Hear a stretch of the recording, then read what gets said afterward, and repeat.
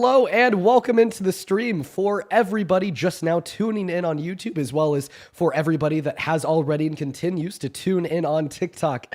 It is so good to see you all. Now, if you're on TikTok, you don't see this, but if you're on YouTube, you do. The title of the stream today, and I quote, is "I'm sick of Trump supporters."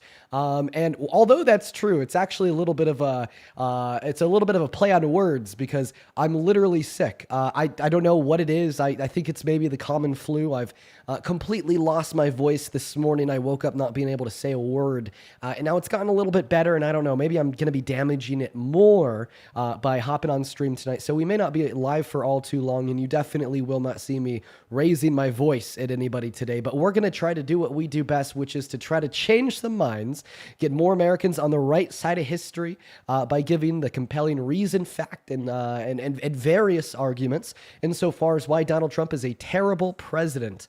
So if you're watching over on TikTok, you're a part of the very first 4,000 people tuning in. Go ahead and hop inside of that queue for me, and I'll happily pull you up here if you are an American adult that is at least 18 years of age that supports Donald J. Trump as president. Now, quickly, before we hop into the debates, there is a little bit of breaking news that is worth going over. So we all know that there has been a lot of back and forth on if SNAP benefits will be paid out to the 42 million Americans that need them during November due to the ongoing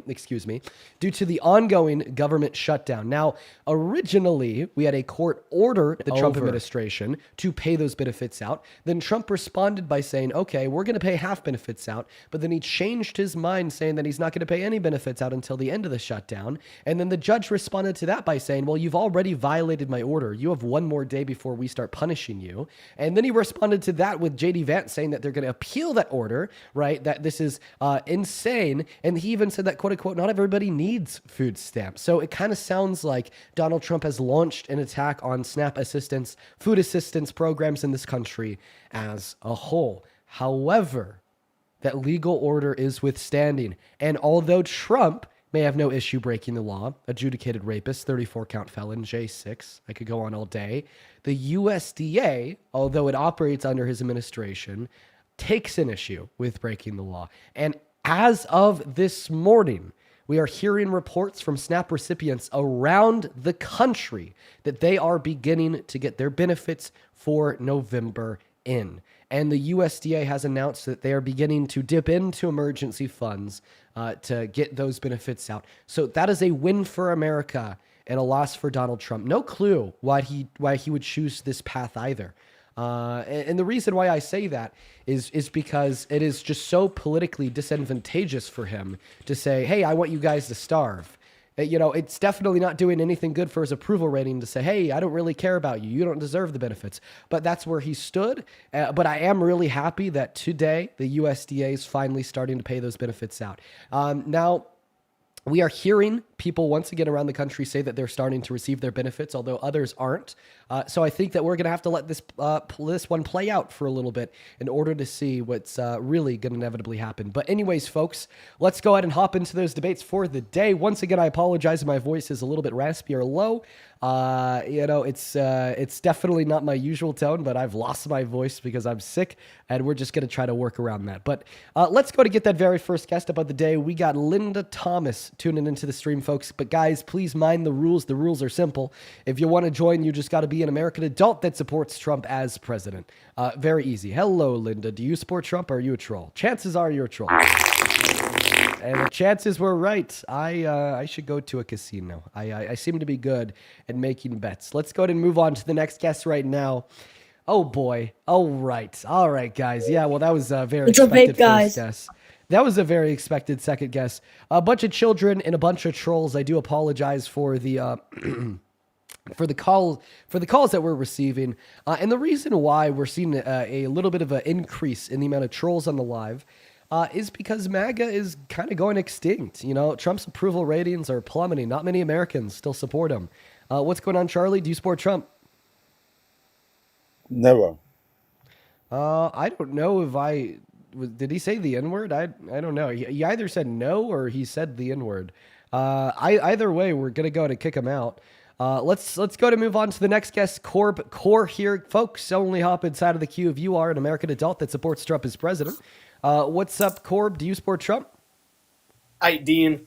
So, real quick, big question for you. Would you I'm gonna need to know rather have a Twix bar or Skittles? Now, these are the real questions. All right. I'm a big Skittles guy, but get the fuck out of my box. You're banned because we're looking for a debate. I feel like this next guest, his name is Zach. He's going to come up here. He's definitely like MAGA, but he might be 14. Can you beat the allegations? Are you 14? All right. I have no clue. We're just going to go to kick him and move on to the next guest. Let's get that next guest loaded up into the box. By the way, guys, how is the sound of my voice? Do I need to make it a little bit louder? The loudness of my voice. Do I need to make it a little bit louder? I could like digitally turn it up. I can't physically speak louder, but I can make it louder in like OBS. Hey, what's up, Matt? Do you support Trump? Nope, Matt is gone. It's good. Perfect. All right, we're going to go to move on to the next guest right now, folks. We're still looking for that very first Trump supporter of the day. Really hard to find any. Really hard to find anybody. Oh my Lord. Oh, I might need to go grab some Kleenex here. I'm not gonna lie. I might need to do that here soon. Should have done that before I started the stream, but look at me. I mean, I'm a mess. What's up, Diego? Do you support Trump? Yes. All right, Diego. Can you please disconnect any Bluetooth devices that you have connected? Oh, it's you again, Diego. You came up here yesterday. And you're like, blah. I want to beat you up. Shut your bitch ass up, bro. Debate me, bro. Bro, you're still pissed. Like 3 days into this, man. You were like threatening to like beat me up like 3 days ago, and like you're still pissed. Yes, bro. Box me, bro. Oh, Jesus box Christ, me. Diego. Listen, bro. Set a name, bro. Set a name, a place. Box me, bro. Oh my God, yes, because we could solve everything with physical violence, right? Yes, you're soft, bro. Box me, bro. Okay, win a debate and I'll box you. Give me a compelling reason why you support Trump as president. Beat me in a debate, and I'll happily box you. Or we could set it up. I mean, I want to box, but I didn't. Well, okay. Listen, how about you name? I didn't vote for Trump. I just don't like you, bro. Oh, check this out, Diego. Name 3 Trump policies, and I'll box you. I'm not a Trump supporter. I just don't like you, bro. You're not a Trump supporter? Fight me. Name 5 continents, and I'll box you. Bro, ask me another question, bro. Dude, man, really? Like, bro, you keep asking about continents and Diego, shit, bro. Come on, bro. Come on, dude. Bro. I listen. That was so something else. That was so free. All you had to do was name 5. I didn't even ask you to name all 7. I just said name 5. Bro, I'm sick right now. I'm not like thinking straight, bro. Dude, I'm also sick right now. That's a terrible excuse. I'm sick right now. I bet I can name 5 continents. North America, South America, Europe, Asia, Africa, Antarctica, Oceania. Shit, there's all 7. Easy, bro. And I'm sick. All right, let me ask you a question. Let me ask you a question then. Yeah. Okay. If you wanna ask me like dumb questions, bro. At least you admit that it was a dumb question, right? You still didn't have an answer to it. Bro, how is that even relevant to like this, bro? All right, we need to kick you off. What am I doing? We're looking for a debate. I'm getting sidetracked over here, folks. We're getting sidetracked. Let's go to get that next Trump supporter loaded up. Definitely a Trump supporter, but underage and spamming slurs. Your parents failed you. Moving on to the next guest, we got Eric Taylor loaded up into the box. Here we go, folks. Eric is joining right now. Hello, Eric. Do you support Trump? Yes. All right, Eric. Why are you talking like that? Can you stop like whispering? Yes. It's really creepy. I'm gonna ban Go you. Trump. Yeah, I'm gonna ban you. I don't like that. We're gonna move on, guys. Holy cow. Whoa. All right. Let's go to get that next guest loaded up into the box right now, folks. We are still looking for that very first Trump supporter of the evening. We're dealing with some silly geese right now. What's up? Do you support Trump? Yes, sir. All right. How old are you, Paul? 25. All right, Paul. Listen, man, it's good to meet you. I'm happy that you're here. We're going to have a good conversation. Hopefully I could change your mind too. Paul, why don't you take it away? Tell us why you support the worst president of your lifetime. Well, He's been president he's going to be president for 8 years now. So if that don't tell you, he's been there for 2 terms. Did you support Obama? No. But he was a 2-term president. Wow. Wasn't old enough to vote yet there, bud. Okay, but that doesn't change like your logic here. You said that you think that Donald Trump is a good president because he's a 2-term president. Well, so is Obama, and you'd argue that he wasn't. Paul, this is like very, very like easy to understand. Well, back then, my parents voted for Obama, and I mean, back then life was a little bit easier, and Obama did do pretty good. Yeah, but you still don't support him. Interesting. How about this, Paul? Let's start off with this question. What is one good thing Trump has ever done to genuinely help the average American? I don't know. ICE got popular. ICE? Yeah. ICE doesn't genuinely help the average American. ICE genuinely hurts the average American and obviously hurts the average undocumented immigrant. No. The average American, ICE is not for for American. Yeah, you go tell that to Mahmoud Khalil. I will. A legal immigrant who was detained in an ICE detention center for 3 months. Illegal? No, a space legal immigrant. It's a lot of times they don't have their facts right. Like the other week when they arrested that teacher and a kindergarten teacher, and she was in there for a week, and come to find out she was American. Right, exactly. Right. So like obviously, yeah, like ICE hurts Americans. ICE hurts like undocumented immigrants. I think that a mass deportation is bad for everybody, you know, on top of like the exploitation of like human rights that we see ICE, you know, doing and causing to undocumented immigrants. You know, with like, I don't know, like their detention of like naked children, throwing them in the backs of U-Haul vans in the Chicago suburbs, right? Or like black bagging college students and taking them to detention centers 1,000 miles away. Or even the Trump administration, like illegally deporting people like Abrigo Garcia to be beaten and tortured and starved in another country, like El Salvador, right? Like these are obviously like big humanitarian reasons not to support ICE or the mass deportation. But then on the economic side of things, like mass deportation is incredibly harmful to this country. Undocumented immigrants account for 8.4 million workers, 11 million consumers, paying $100 billion per year in taxes and contributing $1.1 through $1.7 trillion to the GDP per year, right? You remove them from the country, you move all of those contributions, and our economy gets significantly worse. Yeah, but they get a whole bunch of free stuff, like free college, free food, free stamps, free everything. No. That's why they have so many high numbers in giving back into the community. Did you know? Did you know that that's just like total bullshit? Probably. Yeah. Total bullshit, Paul.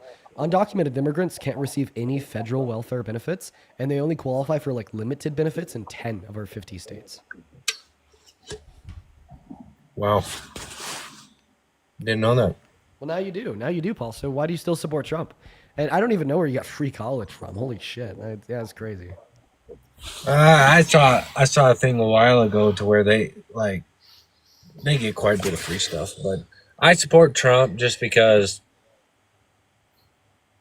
I honestly don't know. He's just been a president, so if you ain't gonna go with the grain, you better go against it, you know. Okay. All right, guys. Well, yeah, right now we have close to 10,000 people watching on TikTok. And, you know, it took us 15 minutes to find one person that supports Trump that wants to come up here and talk. I end up asking him why, and he's like, I have no fucking idea. Dude, this is like a MAGA extinction, you guys. We are like live witnessing a literal MAGA extinction, okay? Not one person, okay, supports Trump that I've been able to talk to outside of that last guest in the last 17 minutes of the live stream. We haven't had one other Trump supporter, right, connect to the stream to have a conversation. And the one Trump supporter we did find ended up just saying, like, I have no clue why I'm MAGA, right? That speaks very loudly for the support of this terrible tyrant. Hello, do you support Trump? Hell yeah, brother. Okay, what's your name? T. Selly. T. Sally. How old are you? 18. What year were you born in? 2007. Okay. All right. T Selly. Yo, T Selly, do you think I could get a W? Let's see here. Do you think I could get a W? Everyone Erica spam from that you? follow button for me, bro. What'd you say? I don't really think that's gonna work. It's kind of cringe. But anyways, we're thank you so much for the $25 over at Venmo, Erica. Just give me a second. Let me thank a couple people. Erica with the $25 says, "Stay hydrated and treat yourself. I hope you feel better ASAP." Thank you so much, Erica. I'm hoping that I'll wake up tomorrow feeling a little bit better. Yeah, I'm definitely a little bit sick, and there's some like brain fog coming alongside that. So I hope I'm still like on my game today. But thank you so much. Let's get 250 Erica W's as well as 100 Let's Christopher debate W's. now. Thank you. One moment. Be patient. Thank you so much for the $10 on Venmo, Christopher. Then Ali, thank you so much for the $20 on Venmo. Thank you so much, Ali. Ali says, "I just learned that you graduated from the district I recently moved from. I'm a teacher. I have to tell you, I'm even more proud of you more proud of you to learn where you came from. Keep changing the world, Dean." Okay, so yeah, you came from D51. Yeah, we know that D51's a little bit rough, but thank you so much, Ali. You were awesome. Go ahead and take it away, T. Selly, I think your name was. Tell us why you support Trump. The tax cuts, overtime.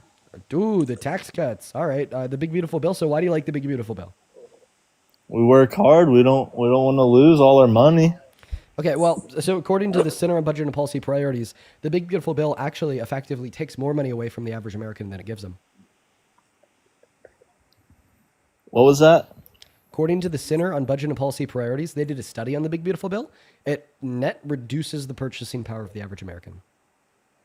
Yeah, but like, don't you think it's like a good thing if you work a bunch of overtime, right? And you got like $1,000, and they take 500. Like, you don't think that's wrong? So you're saying like there's like one provision of the big beautiful bill that you like, and that's like the fact that there's now a deduction up to like $12,000 for tax on overtime for the next 2 years, right? Like I understand like that one specific attribute of the big beautiful bill is positive, but when we factor in for the other like 835 pages, right, it net serves a detriment to the average American. It net serves a detriment to everybody making at or under $51,000 per year.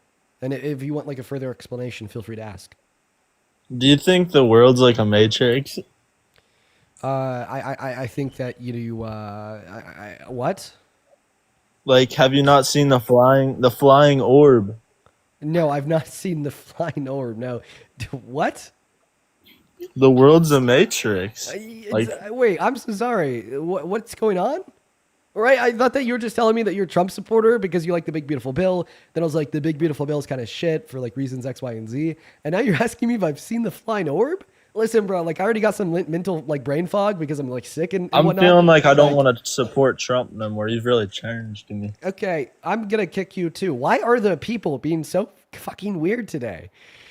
What's going on? I need a. Am I dehydrated? I need a. What's up, Liam? Do you support Trump? Hey, what's up? Yeah. You do? Yeah. Fantastic. I'm happy that you're here, and hopefully it could change your mind. Now, let me thank just a couple people before I pass the mic to you.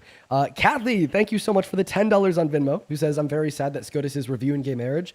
Yeah, me too, Kathy. I'm hoping that they like end up like rejecting taking the case, or they don't overturn it, which I think is a likely outcome. But I mean, politics in this country have been giving us like terrible, unlikely outcomes for the last 10 years. So, yeah, I don't know. I'm not keeping my hopes up. But thank you so much for the $10, Kathy, as well as Hannah. Thank you so much for the $10 on Venmo, who says, "You need some soup." Yeah, I'm definitely going to be grabbing some soup once I'm done with the stream. Thank you so much, Kathy and Hannah. And then Tahila, thank you for the $6 on PayPal. And Kaylee, thank you so much for the $5 as well.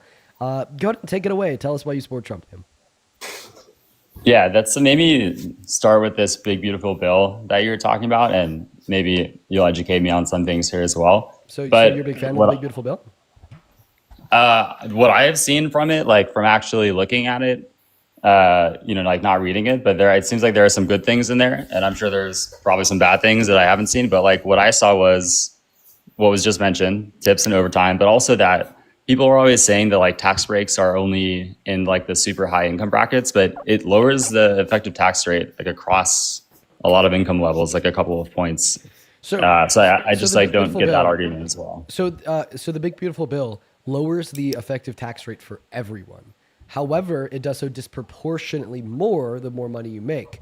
And because of the cuts in the bill, although it lowers the effective tax rate of everybody, right, that lowering in the effective tax rate, right, is kind of undercut, right, by the cuts inside of the bill that, according to the Center on Budget and Policy Priorities, still yet reduce the overall purchasing power for the average American making at or under $51,000 per year.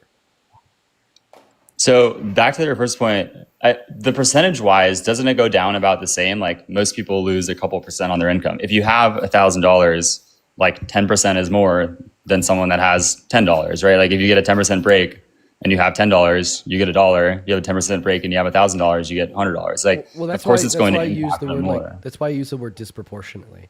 But it's proportionate. No, it's not proportionate. According to the percentages are fair for everyone. It's not proportionate. According to the CBPP, for top 1% of earners, they're getting around like 3% back per year. Meanwhile, like an American making around like 60 to 70,000 is only getting around 1% back per year.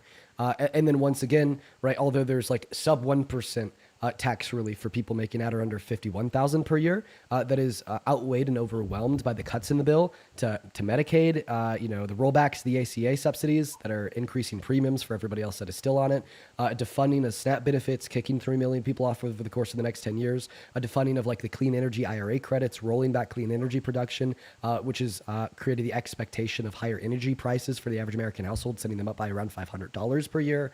And then once again, I know that I already said like rollbacks to who's eligible for Medicaid, but once again, right, it's expected to kick 10 million low-income Americans off of that, while also defunding the service as a whole by $900 billion. Right, so it's a very bad bill. It's a redistribution of the wealth from the poor to the rich. When you're only looking at the effective tax rate, sure, it technically helps everybody. When you factor in for the cuts, it only helps those making over $51,000 per year on average, and really hurts those making under that dollar amount. Yeah, so okay, that's probably fair. I think I would say like the wealthy-ish, like if you make 50,000. To 100,000, you're helped a lot by this bill. If you make 100,000 to 200,000, you're helped a lot by this bill. Right. Obviously, if you make over 200,000, I'm sure you're helped a lot. But that is a big portion of middle America. Yeah, if you're making like over $100,000 per year, you're helped by the big beautiful. But even if you're making like 80,000, like it doesn't just help billionaires. It helps per the numbers that I just gave, right? There's some marginal level of benefit for Americans making $80,000 per year, right, per the CBPP. But obviously, right, I think that benefit's going to be outweighed by the detriment that it serves, right, to the average American and everybody below them, right? Because the average annual income in this country is only like $47,000 per year, right? And I mean, like, think about this. Like, where's your income at, if you don't mind me asking? Above $50,000. Okay, so you're going to be served some marginal benefit. So if you had like two buttons in front of you, right? And the first button gave you some like marginal benefit in the sense of tax cuts, but also took healthcare away from 10 million low-income Americans, right? And then the second button, right, also gave you, right, some level of tax cuts. I wouldn't be able to tell you exactly what they were, right, because I haven't looked at projections on what Kamala Harris ran in a long time, but like didn't, right, cut healthcare away from 10 million low-income Americans. What button would you press? Can you help me understand how it takes away 10 million? It's the work requirement. I think you said on the stream. Cuts. So is it that you just have to be like trying to get a job, or you have to be like actively employed? You have to be actively employed if you're able to work. And so if you just can't find a job, you're also kicked off it? Like yeah, if you're trying to find a job? If you're able to work and you don't have a job, you're kicked off. Like a full-time job? No, it's 80 hours a month. So 20 hours a week, around halftime. Okay. I mean, I think that's fair that it's like going to impact that demographic, but there's a lot of middle plus, I would say, America that's like very well benefited. I think the like narrative So please tell me. Transferring to billionaires. So please tell me. Please tell me. Would you hit that button? Right? Would you get like 1% back per year in taxes at the expense of 10 million low-income Americans losing access to healthcare? I mean, when you phrase it like that, no. Okay, so then you don't support the big beautiful bill. Well, I think that like there are other ways to solve. Like 10 million Americans aren't going to lose tomorrow. Like they have an avenue. This is 10 million low-income Americans that are going to be losing it over the course of the next 10 years. Right? And I don't think that Medicaid should have a work requirement on it. I think that's evil. I don't think that we should be incentivizing employment with policy that saves lives. Yeah, I think like, saying 10,000 to 10 million people, like maybe, but there is a clear path. Like if you can work, or if you're able to work and you can work, you have a path to achieve that. Right. So you're saying the path that they could stay on is by getting a job if they're able to work. I don't think that they should have to get a job, right, to stay on Medicaid. I think that it's a well agreed on, right, consensus that essential social services should not have a work requirement on them, right? Like, should you have to have a job in order to call the cops and have them show up at your door to report a crime? Are like arguably like no, right? You shouldn't have to have a job. Well, then like imagine if some conservative popped into the conversation and they're like, well, actually, maybe I would support that if it reaps some greater good, because there'd be a path, right, that everybody could use, right, to have the ability to call the cops. That path would be to get a job, right? But we'd like kind of look at them and be like, no, that's insane. I don't care. Like if you don't have a job, you should still be able to call the cops. Why? It's because it's an essential social service. Well, so is healthcare for low-income Americans that can't afford it on their own. But the way that healthcare operates in our country, like, if you're in the UK and you want, surgery or something, you need to wait 6 months and then you go to some shitty hospital that, is going to botch it. Or if you want a prescription, your insurer says it's too expensive. I'm not entirely like I'm not entirely sure if that's true, but we're not having a discussion about UK's healthcare system. We're having a conversation about America's medical system. But when you socialize healthcare, like the quality drops. Like there needs to be. I mean, it's unfortunate, but like if you want good healthcare, it's going to be expensive. And if you just socialize the healthcare system, there's like a consequence to that as well. So I don't know that we should all the way go to free. So you're actually saying that we should, like, you're okay with the fact that 10 million people are going to be kicked off of Medicaid because you think that Medicaid is like bad.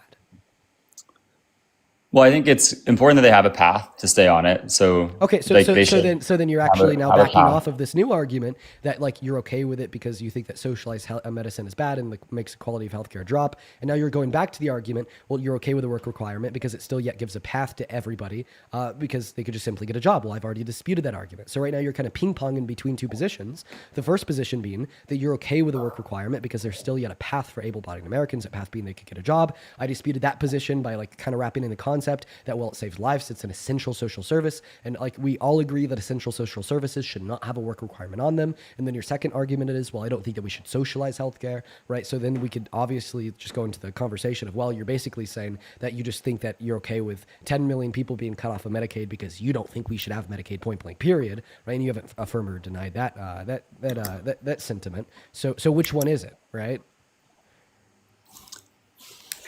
Yeah, I mean, with the current debt and the way things are going, like there needs to be cuts somewhere. Medicaid and social services are like a huge portion of spend. Right. So you actually support cutting $900 billion off of Medicaid. Well, I don't know, man. The big beautiful bill as a whole costs $4.5 trillion over the course of the next 10 years, right?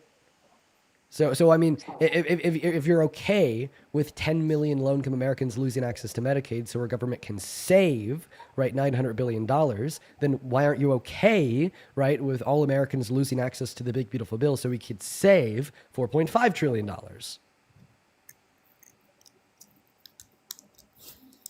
Yeah, that's a good point. I have to think about that one. Right. Because obviously, like Medicaid to a low-income American is going to be like much more of an essential than like a reduction in your effective tax rate by 1% would be to you. Yeah, I think it's like that is maybe an unfortunate place to cut, but I do think that there's a lot of benefit to more than just this like billionaire class that is apparently getting all the benefit from this bill. It's like many households, are going to be getting a couple of percent points back on this, and then hopefully there's half it. Now you're backing off of the argument because I already asked you the question, right? Like, would you take a reduction in your effective tax rate by like 1%, even if it meant kicking 10 million people off of healthcare? And you said no, right? So unless you not just me, the argument that I gave you, right? Well, I mean, like I'd assume that like any reasonable person would answer no to that question, right? Especially when we consider like the alternative of like a Harris presidency, given that she won in November, who still yet pledged to implement tax cuts for like low and middle class Americans, right? But didn't pledge, right, to kick 10 million people off of their healthcare, right? In fact, she only pledged more healthcare reform when she promised to limit the amount of money that any private citizen could pay for out-of-pocket pharmaceuticals being $2,000 per year, right? So it's like when we kind of consider,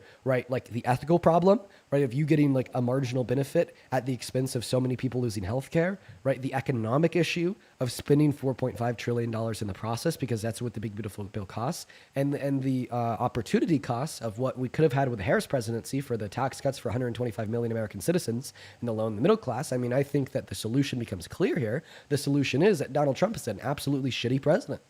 Right? A How shitty is president Harris gonna? that doesn't care How is Harris about gonna low-income fund those Americans. tax breaks? Like, where was the cut that Harris is going to make if she was also proposing similar tax breaks, or was it just that? Well, I mean, I think it's funny that you asked this question for her tax cuts, considering the fact that the Treasury estimated them to cost only $2.3 trillion over the course of the next 10 years, not 4.5. But if you're curious, right, she pledged to fund them by one, introducing an increase in the corporate tax rate by 4%, which, according to the Treasury, would have raised $1.3 trillion over the course of the next 10 years. Two, she pledged to pay for these by giving Medicaid a greater renegotiating ability with private pharmaceutical companies that, according to estimates, once again from the Treasury, would have saved us $500 billion over the course of the next 10 years. And three, like marginal tax increases on Americans making over $400,000 per year, which would have covered the rest. So, I mean, like according to the projections that I studied, that I just relayed to you prior to the election, like her tax cuts would have been debt neutral and beneficial to like low and middle income Americans. Then Donald Trump's tax cuts are definitely not debt neutral. They total to the most expensive bill ever passed in American history and are absolutely detrimental to low-income Americans.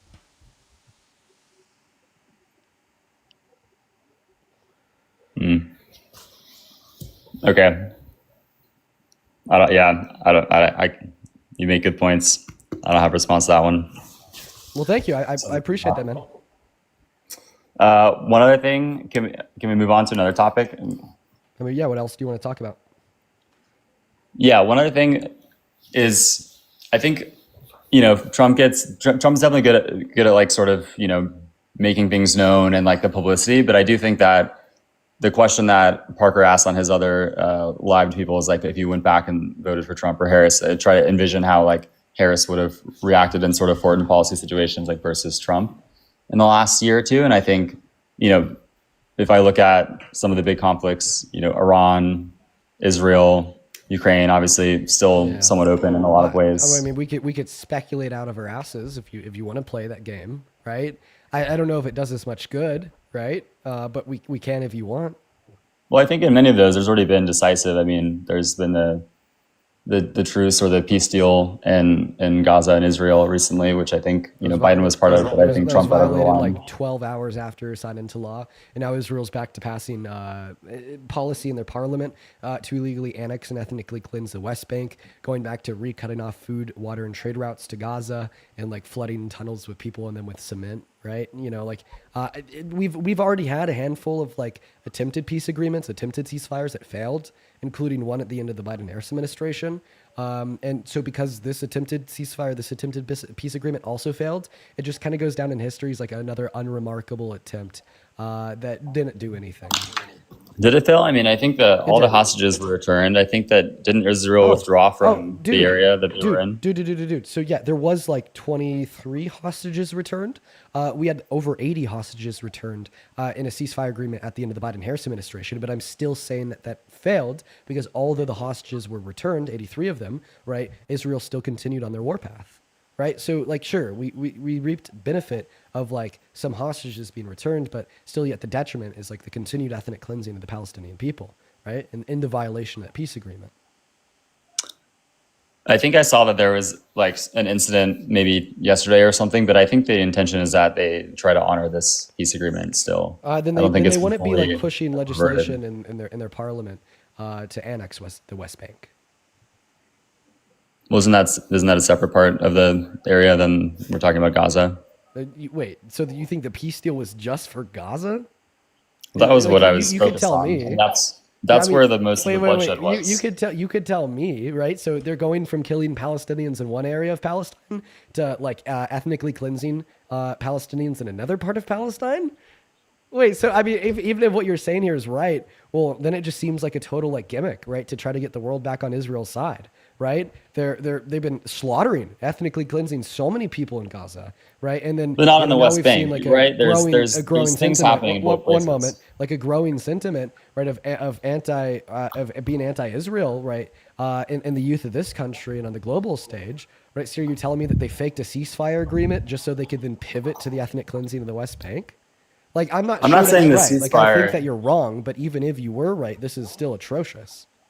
I'm not saying that the ceasefire changed the government of Israel's views. I'm just saying that every day thousands of people were dying, and then a ceasefire came through, and now, almost no one's dying in that area. Very few people are dying now in Gaza. So the scale of destruction was much greater in the area where the ceasefire just made some results come to fruition. And I'm not defending any actions that are happening in West Bank, but there's a lot less bloodshed, which is a good thing, in Gaza than there was prior to the peace agreement. And I think that's sort of how I measure results. First is that stop bombing and losing lives, and then let's focus on sort of these more inappropriate policies of Israel second. But Well, I mean, I'm not sure that what you're saying is true, right? Because of the continued reports of people dying in Gaza, and I mean the Israeli government continuing to push for legislation to annex illegally the West Bank, right? It's not over, right? People are still dying. people were dying thousands and thousands a day, and now there was like one isolated incident. I mean, yeah, did anyone die? I don't have like a microscope on Gaza, but I mean, like, yes, much less than it people was a are month ago. continuing to die, and I mean, like, even with like the legislation that I pointed out that they pushed through their parliament to annex the West Bank, do you think that the Palestinians living in the West Bank are just going to roll over and let that happen to them? No, they're gonna fucking fight for their land, right? There's still gonna be like more continued bloodshed right in the West Bank, right? Like, not to mention that even on the global stage, not only do we see continued bloodshed in Gaza, not only do we see continued bloodshed in the West Bank, not only do we see everything else that I just mentioned, right? But then also because of Donald Trump's foreign affairs in relationship to like Russia and Ukraine, right? Russia's been killing the most Ukrainians proportionately month by month that they have since the beginning of their invasion by dropping the most bombs, right? Due to Donald Trump relinquishing international pressure on the country. Yeah, I mean, one thing at a time, though. I think first, it was important to make a deal that was focused on or that had results in Gaza. And then I think you're right, there are other things that would need to be done to continue to make sure that stands. That peace agreement, quote unquote, no longer stands. Like, I mean, it was violated, meaning it was terminated. That's like the end of that conversation. Well, I think that the military, I think, has still pulled out and is not actively. I mean, there was there was one attack or a strike or whatever you want to call it, but I don't think that it's really not on anymore. I think there was a brief moment of the military pulled out. Israel passed legislation to annex Gaza, like the totality of it. Like they've already annexed like 80%. They're going for 100%, right? And like plus, right? Like how could you say that there's no more bloodshed in Gaza, considering the fact, right, that one of the worst things we've seen out of Gaza is like babies fucking starving to death because they don't have access to clean water or food, right? And then we got the news less than 48 hours after that peace agreement was signed into law, quote unquote, that Israel then went back off to restricting food, water, and trade routes. Right, what happens when you restrict those food, water, and trade routes? Yeah, obviously, people need food and water. I mean, right. There's a lot less people dying from the numbers that I've seen now than there were previously, which I think is a good thing. There were many thousands of people. Do you think that's dying Trump's fault? So I think that Trump had a big part in pushing that deal over the line. That I think released some of the remaining hostages. But we've already clarified that deal doesn't matter because it was violated. No, I think a lot of the deals, still seems to be on, right? Like the Israeli army is not. It's just a binary. It's just like it's a zero. It's just a 1 or a 0. Okay, it's been violated since they've killed Palestinians and they're recutting off those food, water, and trade routes. That is a violation of the deal, meaning that deal has stopped. Right? It's not that complicated. Right? It's an if-then conditional statement. If deal violated, then deal terminated. Right, but I think it is a little bit more perpetual violations of that deal by Israel towards Gaza. And I mean, I could continue to repeat this, and I could continue to give the same examples, and you could continue to give the same response, but it just doesn't really seem like we're really going anywhere. Yeah, totally fair. I mean, look, I think that there's still a chance. Like, I think all of the months and years and effort that went into making that deal and the framework of that deal, hopefully they can still get back on, perfect terms with it and start to abide it. I think it's not great that it's been wavering. But time will tell. I mean, if you just like drew up a chart. So there was an airstrike in Gaza on October 29th that killed over 100 people, including 46 children. Yeah, I think that's the incident that I was also referencing. That was not great. But so do like 100 people and 46 children like typically die right during a peace agreement? No, but if you look at the scale of destruction prior, that type of stuff was happening like way too often. And now we're talking about one really sad event versus, that was the news 10 times a day. For, but like, for how long? But maybe what it seems like is if what you're arguing here is that Israel's like ramped down, right, their onslaught of Palestinian individuals. Yeah, and I think Trump exactly. Any onslaught. Point number one, any onslaught of the Palestinian individuals is one too many, right? And then point number two, I don't think that Donald Trump had a big part in that. Not at all. Not at all. I think that other countries had a big part in that, right? Like Germany, right? Banning the sale of arms to Israel. Like Canada and Australia recognizing Palestinian statehood. Like global sentiment being anti-Israel. The fact that 71% of Democrats at or under the age of 50 no longer support them. The fact that 50% of Republicans at or under the age of 50 no longer support them. I think that's maybe what has a big part of that and causing that. Not Trump. Not the guy that's called Bibi a war hero. Not the guy that says Israel will always be our best friend. Not the guy that says I'm going to be pro-Israel no matter what, right? Like, it's just pathetic to suggest that the guy who had a press conference with Netanyahu not even 4 months ago saying that he would love to personally send the American military into Gaza to quote unquote finish the job and ethnically cleanse the over 2 million Palestinians that remain living on the Gaza Strip to Jordan and Egypt so then they could then bulldoze it all and build a Riviera to give to Netanyahu is going to be the one responsible for that. Like you just have this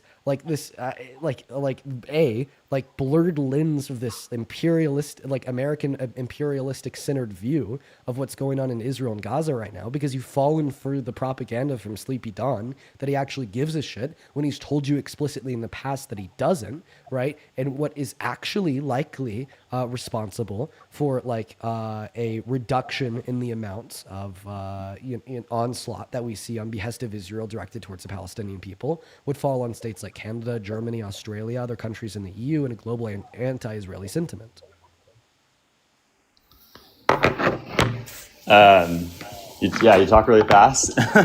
I'm trying to catch all that. I mean, look, there's other countries involved, yes, but the way I look at it is just like pretty black and white.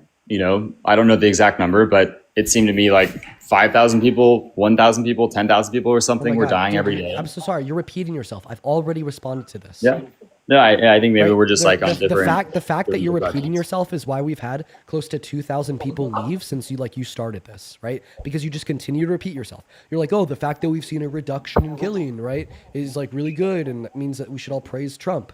Dude, can you please go over like the 4 or 5 very specific points that I gave already in response to that, including but not limited to, right? The fact that we even have like the 100 people that died, including the 46 children, and an airstrike from Israel not even a week ago, right, demonstrates that ceasefire has been violated, right? And right, what is more likely responsible, right, for Israel slowing down their onslaught of the Palestinians, right, is going to be like members of the global community, right, and including the countries that are already listed off, right, like pushing an anti-Israeli sentiment by cutting off arms or recognizing Palestinian statehood, right? Not the fool, right, Mr. Trump, who did a press conference with Netanyahu not even 4 months ago, saying that once again he'd personally send our own military in to finish the ethnic cleansing on the Gaza Strip.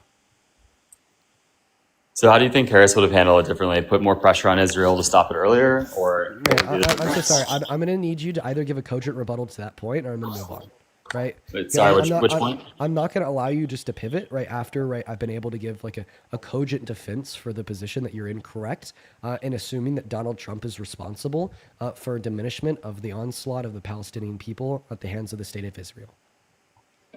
No, I think those are great points. I mean, yeah, I don't have a response because I think you're right on most of those, right? Like, those are great points. I think he has, I think you've convinced me, like, he's been part of it, right? Maybe he's not been everything. But I think it's unfair to give him no credit. So But I think those are great points. Well, I don't give him any credit. I mean, no credit. Yeah, I don't give him any credit. No.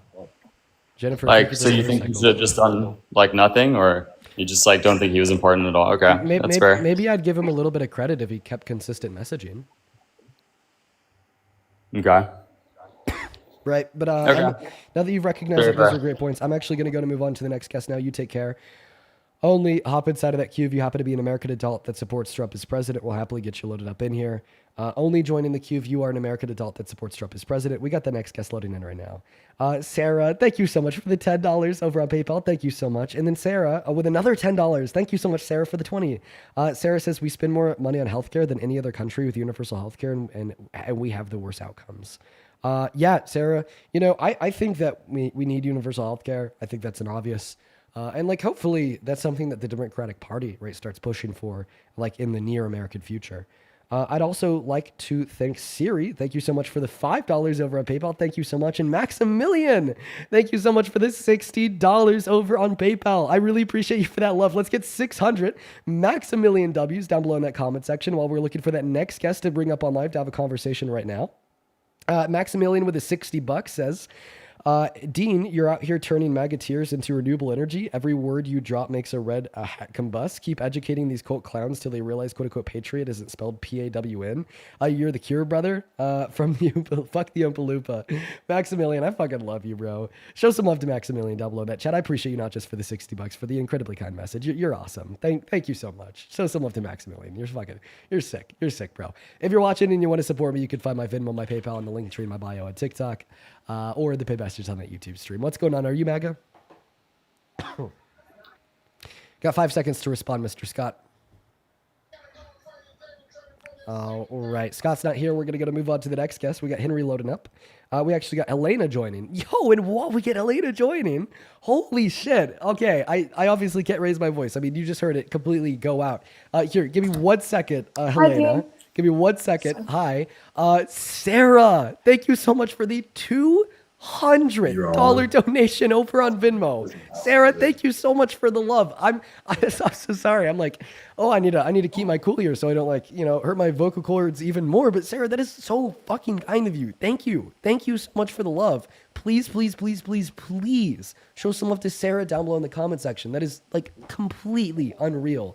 Thank you so much. Sarah with the $200 says, do something kind for yourself on me. Dude, thank you so much, Sarah. I'll have to take my girlfriend out to a dinner with that money. Thank you. Thank you, thank you, thank you. I want everybody watching to show some love. Seriously, please show some love to Sarah in the TikTok chat and the YouTube chat. I do not deserve that at all, and that is so incredibly kind of you. All the love to you, Sarah. Show some love to Sarah down below while we hop into this next conversation. Helena, hello. Hi, Dean. How are you? I am doing okay. Been better. Feeling a little bit sick. But that's all right. Do you support Trump? I don't support Trump, but I don't support Kamala, and I was wondering why you support Kamala. Well, because I thought that she was significantly better than Trump. So my take on recent politics is that I think on the left and the right, I appreciate you for joining, though. We are just looking for people that do support Trump. If you're about to say, on the left and the right, there's been a lot of issues, I agree, right? But that doesn't change the fact that Kamala Harris was significantly better than Trump, right? But it still, pissed me off that Kamala Harris was pro-Israel. It pissed me off that, Kamala Harris, wouldn't endorse, right, Zohar Mamdani.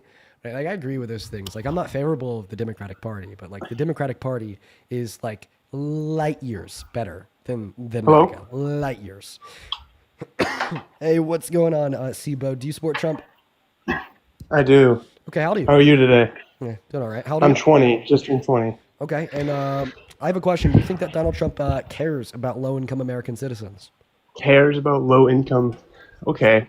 That wasn't really the topic that I was thinking about going into, but I haven't really researched a lot about it, but I think he does. I think he's trying to bring back manufacturing into the United States, trying to increase jobs. And so I think that takes a lot of people out of low income. Oh my God, Just getting I'm those dying. jobs. I'm fucking dying over here. Okay, yeah, point number one. We just got the worst jobs report since 2003. Last month, 153,000 people lost their jobs. Point Okay. number two, you said that you think he cares about low-income Americans. So why the hell did a court have to force him twice to feed 42 million starving American citizens that lost access to their food stamps because of the government shutdown? I think there's just a lot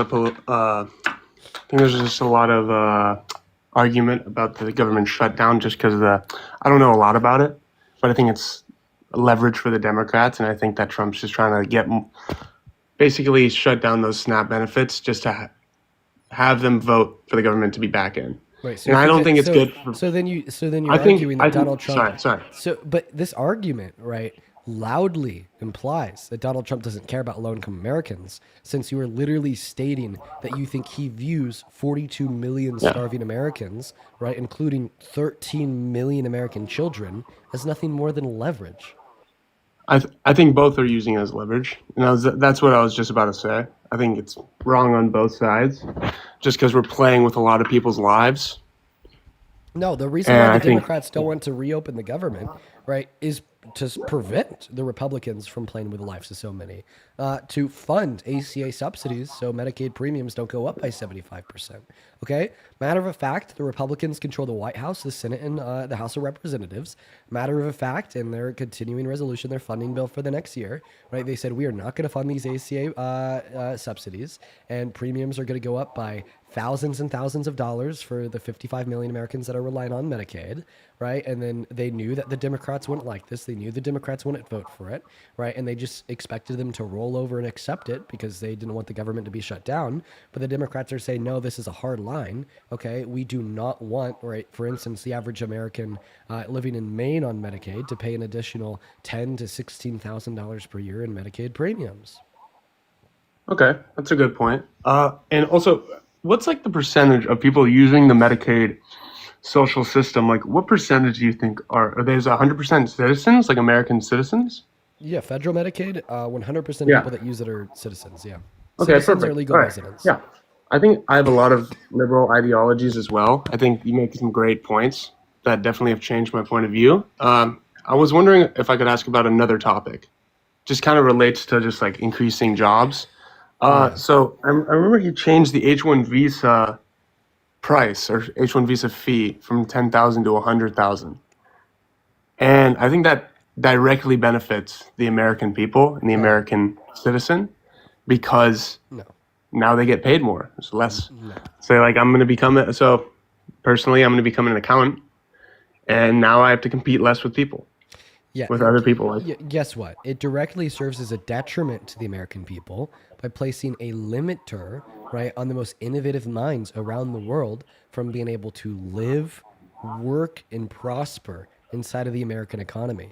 Okay, when we have, right, high-skilled laborers come into America on H-1B visas to work for American companies, right, not only do they contribute to American innovation, right, not only do they contribute to the American society by working, making money, and paying taxes here, living here, but they also contribute to American society by sending their kids to American universities, by moving here full-time, right? And when everybody on one of those H-1B visas is a high-skilled worker, because that's who the visas are for, right, limiting the ability and the capacity for the greatest and brightest minds around the world to come to America on one, right, is incredibly detrimental to the country as a whole, because now we're forcefully limiting the potential prosperity of the American economy by ensuring that we don't have the best and the brightest minds that we could, by ensuring that we don't have these high-income earners that are high skilled, paying taxes and sending their kids to college here, and ensuring that the smartest minds on this in this globe, right, are not moving to America and starting their businesses here.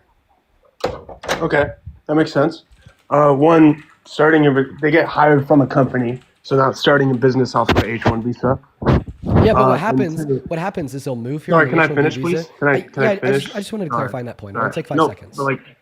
But what happens is they'll come here to work on an H-1B visa, then they'll end up moving here full time. Like that happens a lot. And they're working for somebody. They're not starting a business because that's not what H-1 visa is. Do you work for the same company your whole life? Sorry, but they're coming here to work for a business. Yeah, let's say they do start one. Let's say they do start one. It creates the potentiality for them to move to America full time, apply for residency or citizenship, and then ultimately turn around and use the skills that they already know from working for an American company to start their own. Okay, one doesn't limit the very innovative minds to coming here because you can still go. If there's someone that's super valuable, a company can still pay for them to get a visa here. And that's what we're seeing with Google and AI. I don't know what the contract was, but it was like someone paid $50 million for one person for AI. So they're still innovative minds, but also if you look at it as a citizenship, like an American citizen perspective, now it is harder for me to get a job because we're not opening the floodgates, but we're inviting other people from around the world to obtain those jobs. I'm not saying it's bad. I'm saying if you have a very innovative mind, you can still come here because their fee is like there's still a fee. Like they're not blocking it off completely. But I think that it increases the chance of an American citizen getting a job. And I think that is one thing that's why I'm a Republican, is because it's American citizen, not the whole world. I think you want to benefit the American citizen. Yeah, and that's what it directly benefits. I'm okay with like increasing the likelihood of an American citizen getting a job that would require like a high level of skill and merit by like pushing for American citizens to have higher levels of skill and merit by educating them better. Like I'm not okay with increasing the likelihood that an American citizen could get a job by systemically limiting other high skilled laborers from functioning and working inside of our economy from other countries, right? What you're advocating for here, right, is placing right origin and country of birth over skill and merit, right? Like right now in the chat, there's a couple people spamming skill issue, right? And what you're describing is like literally like cope, seething and skill issue, right? You're saying that, oh, like I won't be able to get this job since somebody that's better than me at performing at this job, right, is in this country on an H-1B visa, and they have more merit, they have more qualifications, so they're going to get that job before I do. Yeah, it sounds like a fucking skill issue, bro. Like I don't know what to tell you. Maybe you should. So they also get paid. They also get paid lower. I think that you should just pick yourself up by your bootstraps a little bit more. I think that maybe, what you need to do is, just go back to school, maybe, get that bachelor's compared to that associate's, maybe go intern at a firm in the industry for a little while and make yourself a more qualified candidate. So ultimately, maybe you'll get hired over the immigrant on a H-1B visa, right, man? I think that's right, the ambition that needs to exist inside of you, right? Not a call to systemically limit the potential success and prosperity of the American economy by declining to invite the best and the brightest minds around the world to work in it, right? And then just something else I want to bring up here, right? Because this point is also very important, right? Donald Trump is not good for jobs. We have gotten the worst job reports we have, and like close to or over 20 years under second administration so far. Point number one, according to the Federal Reserve, private fixed investment into American manufacturing has been plummeting since his inauguration. Point number two, we literally just got the worst jobs report we have since 2003. 153,000 Americans were laid off last month. And point number three, unemployment continues to rise and GDP growth continues to fall compared to where it was at last year under Biden. Right? Okay.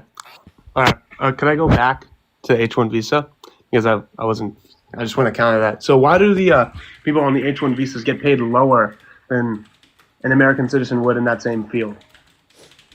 Can you give me a source for that? Statistically, like a source? All right, I'll look one up right now. And I know.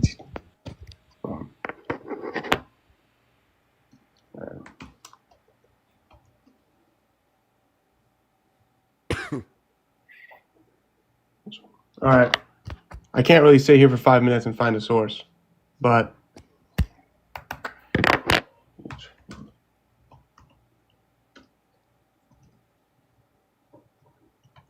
okay. Yeah, but I think my whole argument still is, I think that he's prioritizing the American citizen over someone that is not an American citizen. No, I think that needs. He's not. He's not prioritizing the American citizen. Okay, like what American citizens, right? Is he prioritizing? Is he prioritizing the average American? Absolutely fucking not. According to the Center on Budget and Policy Priorities, he's taking their purchasing power away and is reducing it with a big, beautiful bill. Is he prioritizing low-income Americans? Absolutely fucking not. He just refused to feed 42 million starving Americans and violated a court order that ordered him to for 4 days before the court told him he'd be punished if he didn't follow it tomorrow. Then he begrudgingly agreed to feed the 42 million starving Americans. And he took healthcare away from 10 million of them too. Is he like prioritizing, like what American citizens here is he prioritizing? Related to the H-1B visa, Oh, what we're okay. talking Okay. about. So you think Okay. that you like somewhat have an argument when it comes to the H-1B visas, even though I've Yeah. already been able to absolutely dispute and debunk that shit. I know your Because whole thing was a H-1B skill visas issue. actually makes the country as a whole better off because it allows the best and the brightest minds from all around the world to be working inside of the American economy, contributing to the economy, right? And then ultimately introducing the potentiality of them living in this country in the long term, starting their own business here, or sending their kids to school here, right? But then when we consider, like the various other things, right, all of a sudden it only becomes even more clear that I'm right and only more clear that you're wrong.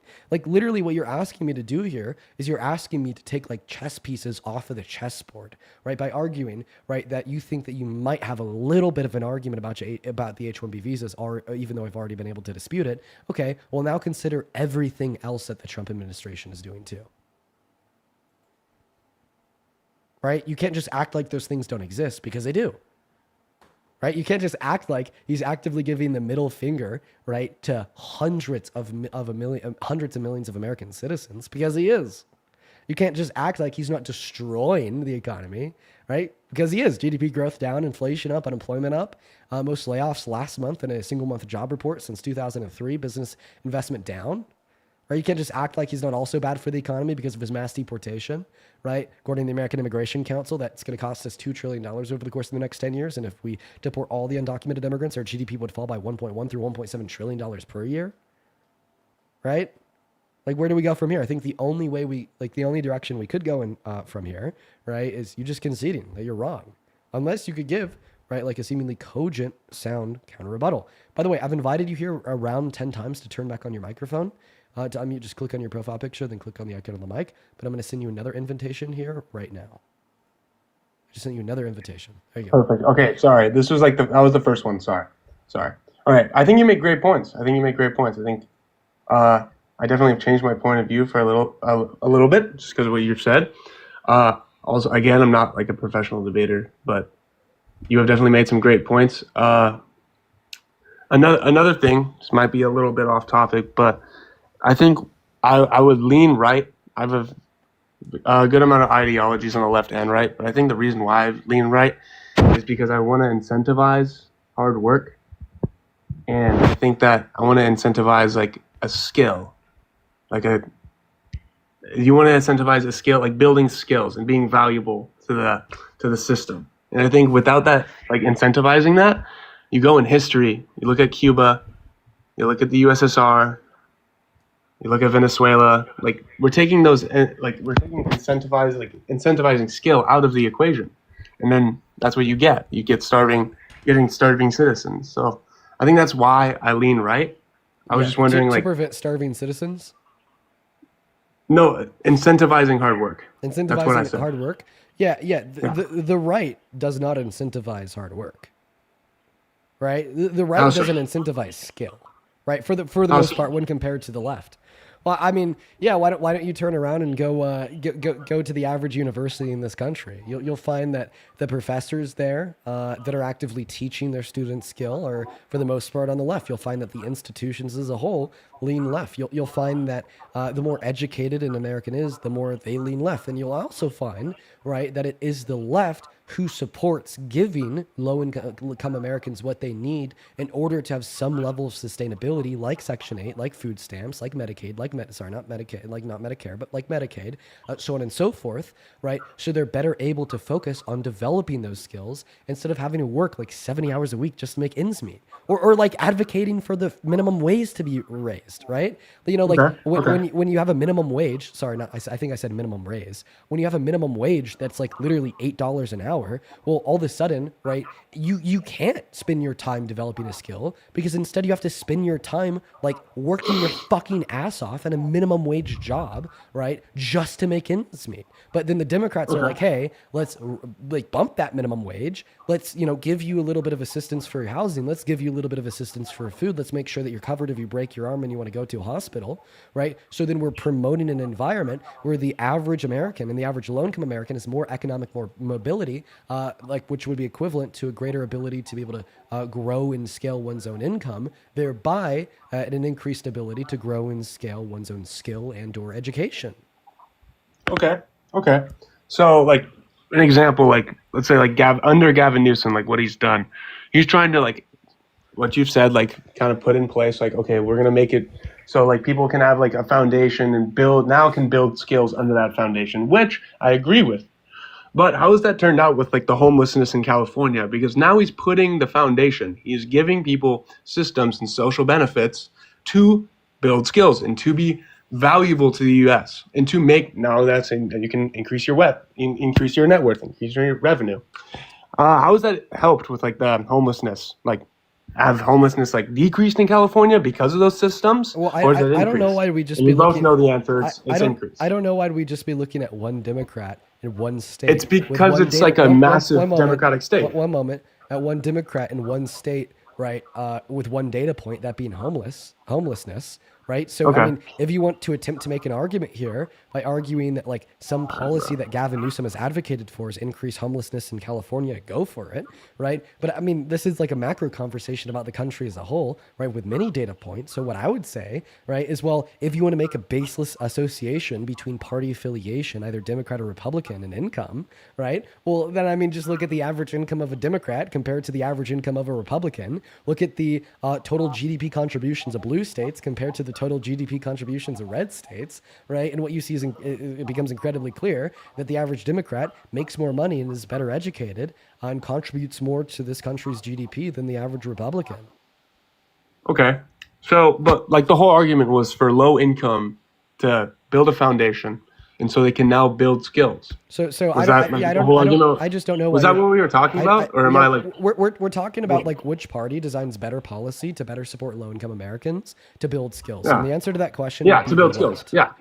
Yeah, and I think that now we've given the Democrats time to build policy in California, just zeroing in on that state. Why are we only looking at California? Why are we? Because looking it's a at federal Democratic-run policy? state. Okay, yeah. So you want to ignore all the other Democrat-run states too? All right, well, we'll look at the other it's- ones. yeah, Let's look at just Oregon. look at the country as a whole. Wait. Let's Tell look at me Oregon. this. So what specific policy has Gavin Newsom implemented that has caused homelessness in California? I haven't really looked at every policy or a specific policy, but I've seen. Right. I'm Tell me, you're going to have to be able to give me that policy in order to make that argument. But by the way, Okay. like, I think that's like, I wouldn't expect like anybody to be able to answer that question. Like that's a crazy fucking question, right? But that is like the information that you need to know in order to make your crazy fucking argument. I don't think it's that crazy. I think my argument's just if you can now, let's increase the minimum wage. So then tell me the policy that Gavin Newsom passed that caused more homelessness in California. Okay, caused more homelessness? Yeah. I don't think I've said it causes more homelessness. I'm just saying, why isn't it decreased? Like, we've given a lot of time for the Democrats to decrease homelessness and build a foundation, and so everyone can prosper. But why isn't that the case? Okay. Like, I'm asking you, like, So you're why isn't asking that me the why case? is homelessness in California not gone down? Yeah, because Okay, why are you trying to shift the burden on me? No, you're the one that's arguing that Democrats' policy causes homelessness, so you're going to have to specifically tell me which ones. Go ahead and unmute.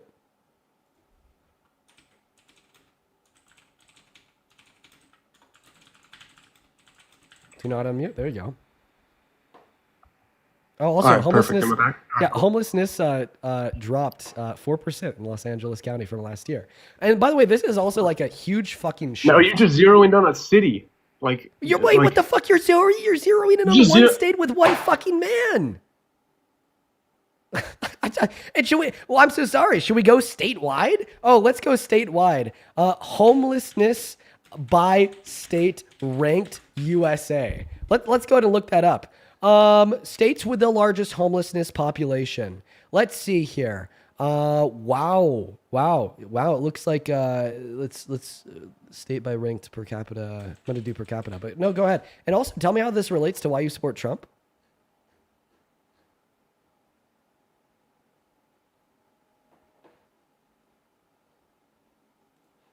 Can you unmute, please? Yeah. All right. Because I think that we're getting really far away from the point. Okay. How does this relate to why you I support Trump? support Trump because he incentivizes hard work. How? That's why. because he doesn't give a bunch of people free stuff. Wait, so you think that people work harder when they don't have like food stamps, when they don't have like Section 8, when they don't have like I don't think social people work harder. I think it's just now we're relying on people to take care of us. Then why do we see And I think that's that a- social that's a safety s- nets give individuals a higher level of economic mobility? Pardon, hold on, sorry. Like, I think dude, it's just like you like I'm so sorry, right? This is just like so abundantly wrong. Like imagine this, right? You're beginning to develop some chronic illness that if you had Medicaid because you're a low-income American, you could go to an annual physical, a doctor could identify it, treat it, and fix it. But now because you don't have that free thing, right? Now all of a sudden you're going without the annual physical. A doctor can't identify the early onset stages of this chronic illness. So the next thing you know, in another year or two, you're fucking disabled and you can't work at all.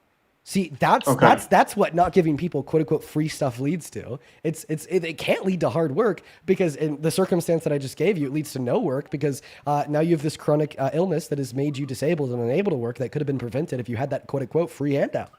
Like fuck. okay.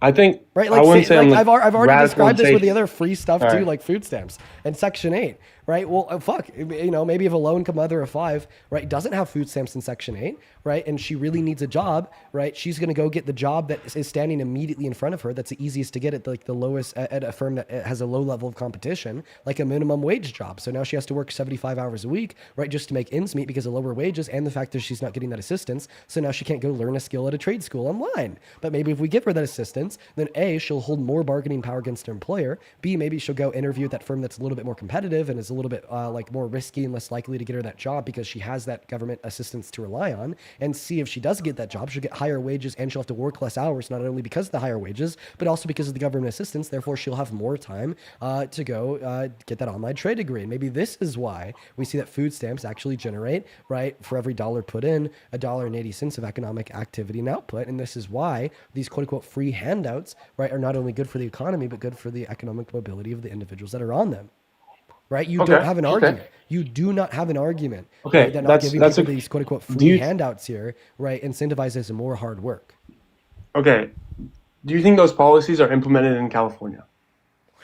Sir, I'm refusing to have a specific conversation with you about California because we're talking about the I'm country just as a whole saying, here. We're talking about the just an federal government. example. And I'm going to be honest, like, I don't even know the specific policy of California. I live in Colorado. I think it's an example of why just listen it to what does I'm not saying. work. I don't even know. I don't even know the specific policy of California. I'm completely unaware of it because Okay. it doesn't impact me. I'm in Colorado. Why would I? It's a Democratic-ran state. That doesn't. I'm so sorry. What are you not listening? I can't have a It's- conversation with you about it's a- California because I It's a don't live in Democratic-ran California. state. I It's a don't know their Democratic-ran policy. state, and homelessness or unsheltered populations up 14%. Dude. I do not know California's legislation, policy, social safety net, so on and so forth, because I do not live there. I live in Colorado. I'm just giving an But example. we both Okay. live in America. So we could talk about America as a whole. And honestly, can you stop fucking pivoting? Can you actually respond to the arguments that I just gave you? Chill, bro. Oh, Okay. by the way, actually, I'm going to make a new point because you're talking about incentivizing hard work. Remember earlier when you're telling me that you're really pissed off because there's harder working immigrants that are coming in to work in America on H-1B visas, and instead of picking yourself up by your bootstraps and working on growing your own merit, working on growing your own education and skill, you instead want Daddy Trump to just prevent those higher skilled immigrants from coming into the country in the first place to give you the upper hand even though you're less qualified? Well, what happened to incentivizing hard work there, buddy? All right. I'm just okay. My whole point. Let's say I'm fucking pivoting. No. Whatever. Respond I to the still don't H-1B believe point. it. Okay. Wait, no. H-1Bs. I very specifically want you to respond to the argument that I just gave you. Right? They're asking Daddy Trump to give you fucking like the Republican version of DEI. Get you hired to a job, not because not because you have skill or merit, but literally because you're an American citizen. Does that incentivize hard work? And that goes back to my first point. Was he puts American citizens first, and that's what he's doing. But in doing so, right, you're not incentivizing those American citizens to go out and work hard, right? Because instead of telling them like, hey, right, if this immigrant is like beating you, if like they're more educated than you, if they have more skill than you, right, he's telling you that you don't need to go work harder yourself to become more educated yourself. Okay. He's telling you that he'll just give you that job without having to work harder to get that better education or higher level of skill. And then my whole point is what you just said. Give him the job. It's just an increased chance to get the job. Right. for right, an right, American citizen. Right, but not Then because why aren't but we not because you're why aren't more we but not because you have more looking at merit or more American skill. citizens first? Not because you have more merit or more skill though. That's my fucking point. All right. Right? So what about DEI? He's actually incentivizing you to work not as hard, right? Because instead of you having to respond to the fact that in America, right, high-skilled immigrants can come and work on an H-1B visa, meaning that if you want to get the job that you want because of the H-1B program, you maybe have to go to school for another 2 years or do like a year internship to build your resume. And instead, he's just telling you, well, hey, listen, fuck that immigrant. We're just going to tell them they can't come in and you could get that job even though you have less qualifications than them. So you actually don't have to work as hard as you would have had to work, right, if we didn't implement these restrictions on the H-1B program as a whole, right? Okay. So how can you tell me in one breath with those that American citizens that don't have a job? Tell me, how could you tell me in one breath that Donald Trump is incentivizing hard work, but in the next breath actually incentivizing more laziness amongst American workers? Okay. I think you make great points. I think my first point was he helps American citizens first, and that should be the number one priority. He's quote And unquote then my helping second American point- citizens by allowing them to be more lazy. He's not really allowing them to be more lazy. Yeah, because I would he's say you telling you still that you have don't to have to get go your out and work as CPA hard. to be an accountant. You still have to get your, I don't know what it's called, but you still have to be a welder. You still have to be an electrician. But you don't But have to now, be as good of there's an less people accountant. applying You for don't, a you don't have job. to be as good of an electrician. You don't have to be as good of a welder in order to get that job, incentivizing you to not be as good in the first place. Okay. But as my whole point is, the first thing that a president should look for is how can I benefit the American citizen? Well, I mean, you're telling me that like the quote unquote free handouts of like food stamps, Section 8, so on and so forth, don't actually benefit American citizens because it doesn't incentivize them to work as hard. Therefore, in accordance with your own logic, Donald Trump's ban on like the H-1B visas to a certain extent, it actually serves as a detriment to American citizens because it incentivizes them to not work as hard. Okay. And then you could also look at... Right, like what's the difference between the free handout of food stamps, under your view, and the free handout of a job? Okay, like, answer so that. What's the difference? Which state What's has the most difference? social systems? From your perspective of like silly one-dimensional MAGA logic, what is the difference between the government saying, Which state- here's free food stamps, and Donald Trump saying, oh, here's a free job that you could have even though you're not as qualified because we're going to prevent the immigrant on the H-1B visa from getting it first. What's the difference? Don't pivot. Don't pivot? Okay, the difference of...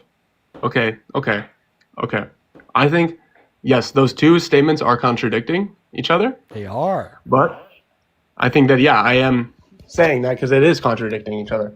Yeah. But I think that as a president, you should look at America first. And then now I have 300 million American citizens. I know it's more.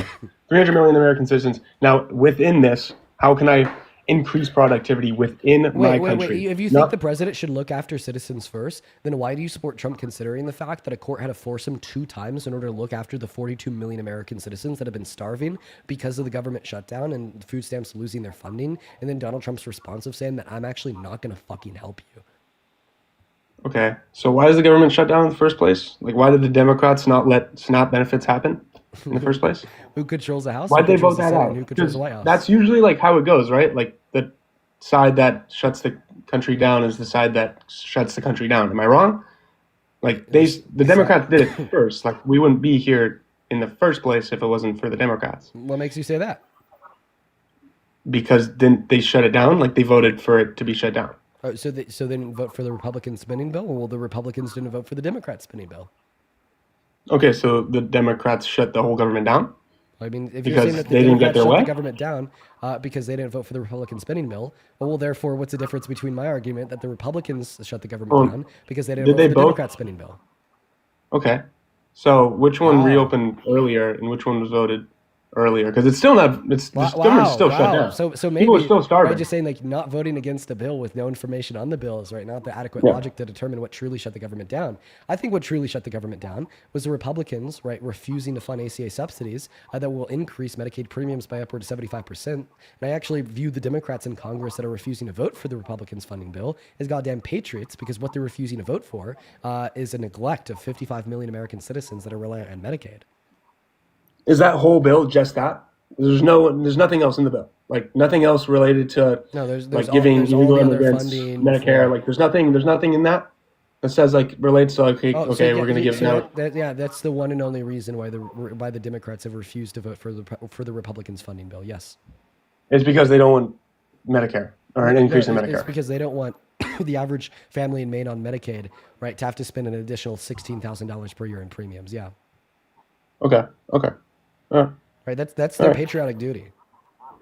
Okay. And so we're gonna make people starve because we don't want that to happen. Right. No, the Republicans are going to make people starve by presenting unruly, terrible cuts, right, to Medicaid, right, that will increase premiums by like tens of thousands of dollars per year for like 55 million Americans, right, and refusing to rule out, introducing the subsidies that would prevent that. And those premiums would just be for like the below $50,000 a year, right? Like low income. No, actually, there's like households that can make like $70,000, $100,000 per year in Maine that it can be on Medicaid because of the size of their household, right? That are going to expect once again to pay like an additional $16,000 per year in premiums. This is affecting low-income Americans, but it's also affecting like the average American in some states where the average American can qualify for Medicaid benefits. Okay. So he's just saying decreasing the social system for Medicare. No, making it significantly more expensive for the people on it. So, and how much was the premium before? 75% lower on average, according to the CBO. Okay, 75%. Okay, and this isn't per how much you make, right? It's just 75% like for throughout. It's gonna be like there's no difference. It's gonna be on average. On average. Okay. I don't really agree. I don't agree with that. But I think in response to that, why do we have to shut down the government? Because the Republicans won't back off, wanting to refuse to fund those subsidies. Okay, so didn't the Democrats like propose that? Like, didn't they propose not to do this, and then it was not voted for, so they shut the government down? I don't even know what you're saying. Okay, I don't. Also, why do you keep calling it the Democrat shutdown? Like, you understand? Because that's how it is been said throughout history. Which side shuts it down? Whenever there's a government shutdown, the Democrats are always to blame. The Republicans were to blame last time. Wait, so why were the Republicans to blame last time, but not to blame this time, considering the fact that Donald Trump was because the Republicans shut it down. So how did the Republicans shut it down last time, but not this time? Okay, because the Republicans voted to shut it down. They didn't have enough votes. How do you think Isn't it the same? Isn't it the same way? Like, how do you think that a government shutdown happens? I think that you're confused. Okay, how does a government educate me? How does a government shutdown happen? Well, this is a question that I asked you. I actually have no idea, but I know they need 5 more votes to reopen the government. But right, this is why you're they need confused. 5 more. Right, Democrat, and then last time it was 5 more Republican. It's because the House of Representatives, right, and the Senate cannot agree on a funding bill for the next year. Okay. And that whole funding bill, everything in the funding bill is just that. Who controls the Senate? Like, it's just like the Medicare, right? Sorry. I'm sorry for interrupting you. Who controls the Senate? Sorry. Okay, the Senate? Yeah. The Republicans. Who controls the House? Republicans. Who controls the White House? Republicans. Who controls the Supreme Court? Republicans. But it's to blame on the Democrats. So hold on. So your point is the Republicans control the government, and they need 5 more Democratic votes to reopen the government. That's the Republicans' fault. Yes. Because they need 5 more Democratic votes for a bill to be passed, for a spending bill to be passed. And they can't. And they can't convince 5 fucking Democrats, right, to vote for their funding bill because of how absolutely atrociously shit it is. Because of the Medicare. Yes. Okay. All right. That's a good point. So it's just basically the Medicare is like that's a no-go. Like we're not letting that happen. Yeah. We're not increasing. Any reasonable person, right, can agree that we should absolutely hold a red line to the notion of defunding ACA credits and increasing premiums by thousands and thousands and thousands of dollars for 55 million Americans on Medicaid. Okay, that's a great point. I agree with you on that. We can both agree on that. Okay, perfect. All right. So what was the point before that again? Yeah, that's what you were saying, that the Republicans incentivize hard work. And then I explained because like the Democrats give free handouts. And then I actually brought up how like food stamps, Section 8, Medicaid, Medicare, so on and so forth actually incentivize hard work. And then I brought up the state that has the most social systems has a 14% increase in homelessness. And that's somehow like pivoting somehow. So how do you know that the rate of homelessness wouldn't be higher if they didn't have those systems? How would I know? Because if you look at another state, perfect. We'll look at another state.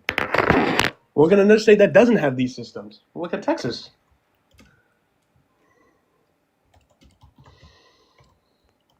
All right, we'll see what Texas. If Texas is 20, I'll leave right now and say you're right. Okay, in Texas, it is growth of 12%. So call it even, call it 3% lower.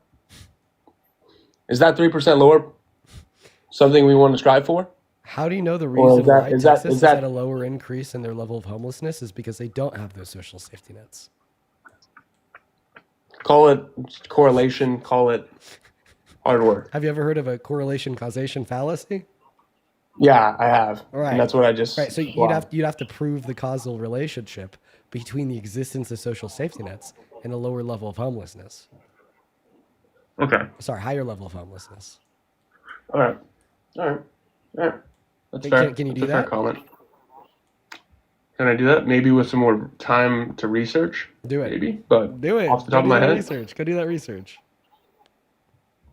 Here, give me a second to Oh, thank a couple people here. Give me a second to thank a couple people here. Molly, thank you so much for the $20 over on Super Chat. I really appreciate you for that. Love Molly. Let's get 200 Molly W's down below in that chat. Molly says another Trumper parodying Trump.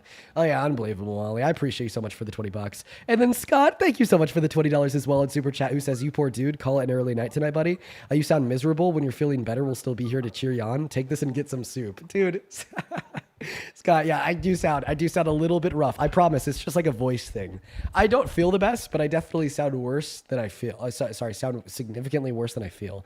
But yeah, we are definitely gonna hop off early tonight. We're only gonna go for maybe like 2 hours and 30 minutes compared to 4 hours. But thank you so much, Scott, and thank you so much, Molly. And then Lauren, thank you so much for the $10 over on YouTube. Thank you so much, Lauren.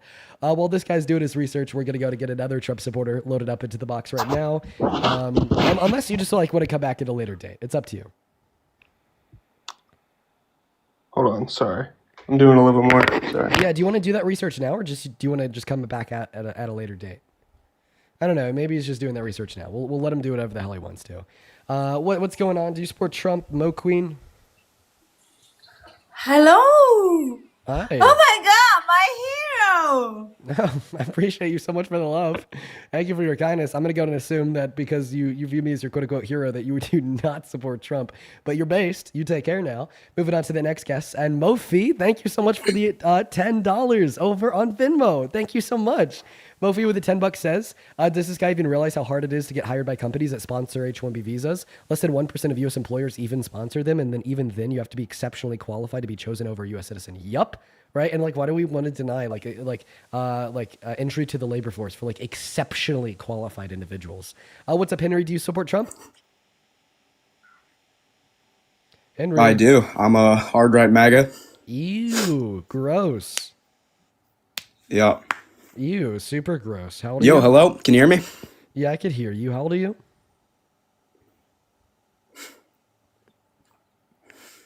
16? Okay, I'm cutting out real bad. Okay, you were cutting out. How old are you? This hard right MAGA motherfucker has 18. Terrible August MAGA 5th, 2007. And what's your social security number? I'm just kidding. I think that your connection is a little bit too bad to... No, my MAGA Wi-Fi is great, buddy. This is because... Yeah, my quote-unquote MAGA Wi-Fi is great. We only heard that because of how bad it is. I kicked you like 30 seconds ago. What's going on in the makings by Swan? Do you support Trump? Swan? Is not here. Goodbye. Guys, go to let me know if you're MAGA down below in that chat. I'll happily pull you up for a conversation, folks.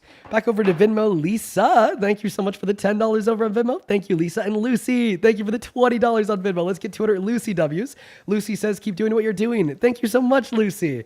And then Pot, thank you for the $6. and 66 cents.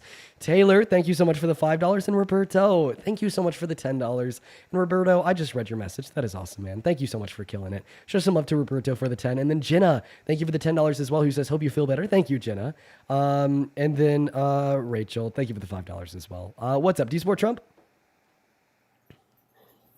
Hello? Dude, why are we only finding bots? Okay, can the MAGA droid top out? Like, we're only looking to talk to, like, people, right? Like, what? Just a bunch of bots, bro. Moving on to the next guest. Yo, then over on PayPal, holy shit, Harold, thank you for the 50, and Sean, thank you so much for the $50 as well. Holy shit, dude, show some love to Mr. Sean and Mr. Harold down below in that chat. I'm dying over here. Holy shit. Do y'all hear me? I fucking sound terrible. Thank you guys so much. Thank you. Seriously, you two. Thank you guys so much for your kindness. Thank you. Harold with a $50 says, thank you for going live. Cool. You are a warrior, an American brave. Thank you so much for your kindness, Harold. Thank you for your kind words in the $50. Thank you so much. And then Sean with a $50. Let's go ahead and read Sean's message up while we're still focusing on getting the next guest up here. Sean with a $50 says, you are correct on the H-1B visa. And I have an in-law who's laid off because his company cannot pay the $100K. Yeah, I'm really sorry to hear that. Sean. Thoughts and prayers to your in-law. But thank you for the $50. Show some love to Sean and Harold down below. What's up? Do you support Trump?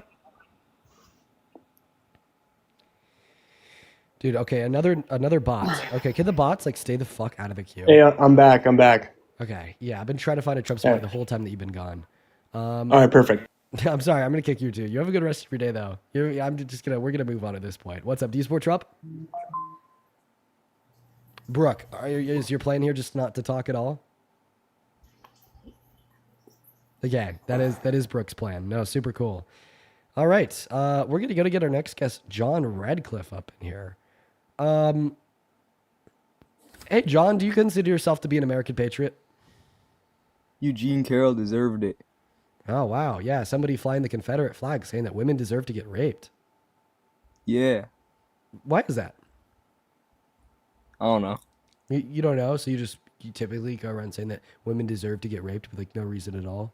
100%. All right, John. We're going to go to get that next guest loaded up in here. Let's go to get that next guest loaded up in here right now. Yeah, guys, by the way, which side of the aisle, right, flies the Confederate flag and says women deserve rape and, supports Trump? That'd be the right. I don't think I've ever seen a liberal fly the flag of the traitors and say women deserve it. Never seen that. What's up? Do you support Trump? Dude, sorry, that guy's driving. We're gonna move on to the next guest. Hey, welcome in, Brooke. Are you finally gonna talk to us? Yeah, I want to talk. Hey, what's up, man? Do you support Trump? Hell no. Oh, dude, based. We love you. We're just looking for people that do. I hope that you take care of those guys. Please only join in the queue if you are an American adult that supports Trump as president, that is at least 18 years old. Hello. Do you support Trump? Hi, Dean. I don't, but my parents do. And I was wondering if you could clear something up. Yeah, if you want to ask one question, that's fine real quick. But then unfortunately, I'm going to need to kick you. Yeah, of course. So my father is a huge hater of Mom Donnie. He fully believes that making the social travel and everything, like the buses and everything, free is going to crash the economy. And unfortunately, I just don't feel educated enough to defend Mom Donnie on that. And I was wondering if you had a good point in that I could give back to my dad. Well, I mean, I'd have to know like why he thinks that. Oh, gosh, I'm sorry. I wish I had him here. Thanks for having me. Next time, if I have them around, I'll record. Yeah, feel free to request up when you're with your dad. Absolutely. All right, that other guest was a kid. Guys, we're like live right now with over 10,000 people on TikTok. Why can't we find like one person that supports Trump? Then back over on PayPal. Mel, thank you so much for the $20 on PayPal. Thank you so much for the love, Mel. Thank you so much. Show some love to Mel down below for the $20. And then Rachel, thank you for the $5. And Hayes with the $5 as well. Thank you guys. What's up? Do you support Trump? Yeah. How old are you? 16. Okay. Guys, we're not looking to talk to fucking children. Jesus Christ, man. This is getting annoying. Moving on to Tyler. Yo, and Lorca, Lorca. Thank you so much for the $33 on Venmo. Thank you so much, Lorca. Lorca with the $33 says, my daughter Vivia and I love your lives and we watch often. Huge shout out to you guys. Thank you both very, very, very much. Show some love to Lorca down below in that chat for the $33. What's up? Do you support Trump? No, I just want to say I'm your biggest fan, dude. I love what you support. I love what you do, man. Thank you so much, Tyler. You are awesome, man. Huge shout out to you, bro. Right now, we are looking for some debates with some Trump supporters, but I do hope that you do take care. Huge shout out to you. Moving on to the next guest, guys. We're also going to go and put the rules up on screen. Follow them or else be banned. Welcome in. Do you support Trump or are you banned? Banned, banned, banned, banned, banned. Moving on to Turbulent Apple. Take a good look at those rules, folks. You got to be 18 plus, American MAGA, and ready to debate. Or banned. Hey, are you MAGA or banned? No, I just want to say fuck Trump, but I love you, Dean. You can kick me. I appreciate you for the love. I'm not going to ban you, but I am going to kick you. Please, please, please, please follow the rules. Moving on to the next guest here, guys. Please follow the rules. I love you guys, though. What's up? Do you support Trump? Victoria, thank you for the bouquet. Hey, are you MAGA or banned? Yeah. How old are you? 19. What year were you born in? 2001. What time is it? Up the phones, up the Oh, I banned. How about that? Moving on to the next guest, guys. Just looking for anybody that's following the rules. Not really finding anyone right now. Wait, did he say 1901? I'm sorry, I didn't even process that. What an idiot. What's up? Do you support Trump? Yeah, what's up? Not too much, man. How old are you? I am 29. And you do support Trump? Yeah, I do. You embarrassing. Yeah, a little bit. Very, very embarrassing. Absolutely atrocious. Yo, real quick, can I get a WM from you? WM? For the $10 over on YouTube Super Chat. Appreciate you so much. Also, W Azriel for the $10 on Super Chat as well. Thank you so much, Azriel and M. And then over on Venmo, thank you for the $20, Jess, who says, educate them, hun. Appreciate you so much for the love. Thank you, Jess. Show some love to Jess down below. And then Brianna with the $10, who says, you're experiencing brain fog and losing your voice, but still kicking Maggie's ass. My last few donations were missed. Do you see the donations after the live? I'm sorry that I missed the last couple ones, Brianna. I'll look for them right now, but thank you so much for the love. But anyways, go ahead and take it away, Mr. MAGA. Tell us why you support the worst president of your life. I was just gonna say, what did you want to debate about? Why I was you gonna say support that I wanted to debate the DARE program. But the whole problem with that is what? The DARE. DARE. Yep. Drug abuse resistance education. No, we're here to debate with people about why they support Trump as president. I mean, read. So, do you want to give an argument for that? Or do you want to get kicked? No, well, what questions do you have for me? Why do you support Trump as president? Because he was the... That's when you kick him. You want me to kick you? If you want. You got it. Moving on to the next guest. We got Vincent and Mario loading up in. Oh boy. Yeah, I know. MAGA's doing super quick today. What the fuck, Papa? Vincent just left. I was about to say, I think Vincent is dealing with enough right now. I think that Vincent is dealing with enough right now. I don't think that Vincent needs to be debating on TikTok right now. I hope everything's going all right over there. Hello, do you support Trump? I do. Ew, why? Well, I don't know. It seems like he's a common sense president, like what's common boy's sense? a boy, girl's a girl. Wow. You should be hired on your merit, not your skin color. Oh. You should lock the door at night and not let any and everybody just in your yard and your house. Oh, shit. Yeah, cook 'em. Anything else? Yeah, the country was basically destroyed when they had the Global Free Trade Act and all the companies moved off the border so they could avoid paying taxes and tariffs. And then the, place went to hell. You know what I'm saying? People that had 3-4 generations in a mill and a manufacturing facility don't have nothing anymore, and got poor, and meanwhile China was enslaving their people and making tennis shoes and selling it to us at a good price. And he's bringing back the manufacturing. Just in what, since he's been president, he's got more investment back in the United States than Biden did his whole presidency. You know what I'm saying?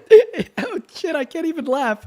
I'm sorry. Oh no, because I lost my voice, I can't even laugh. I'm sorry.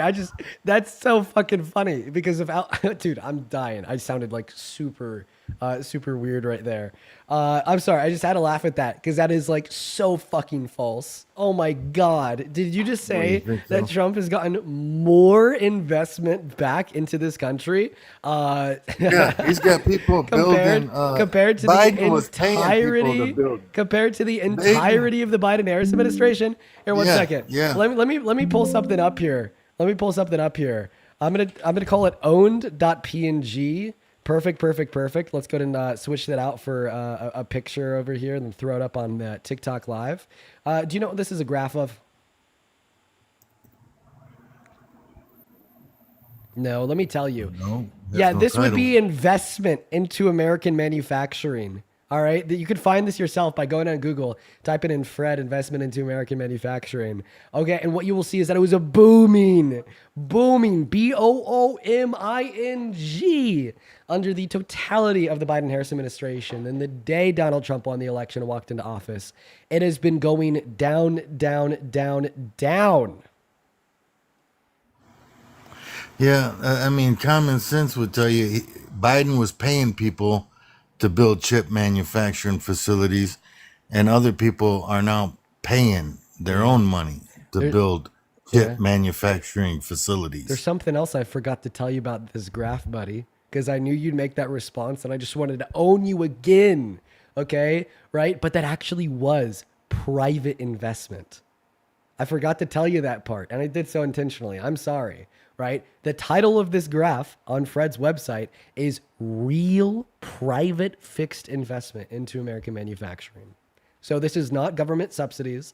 This is not the government building these facilities or giving the money to the companies to do it themselves. This is only private investment.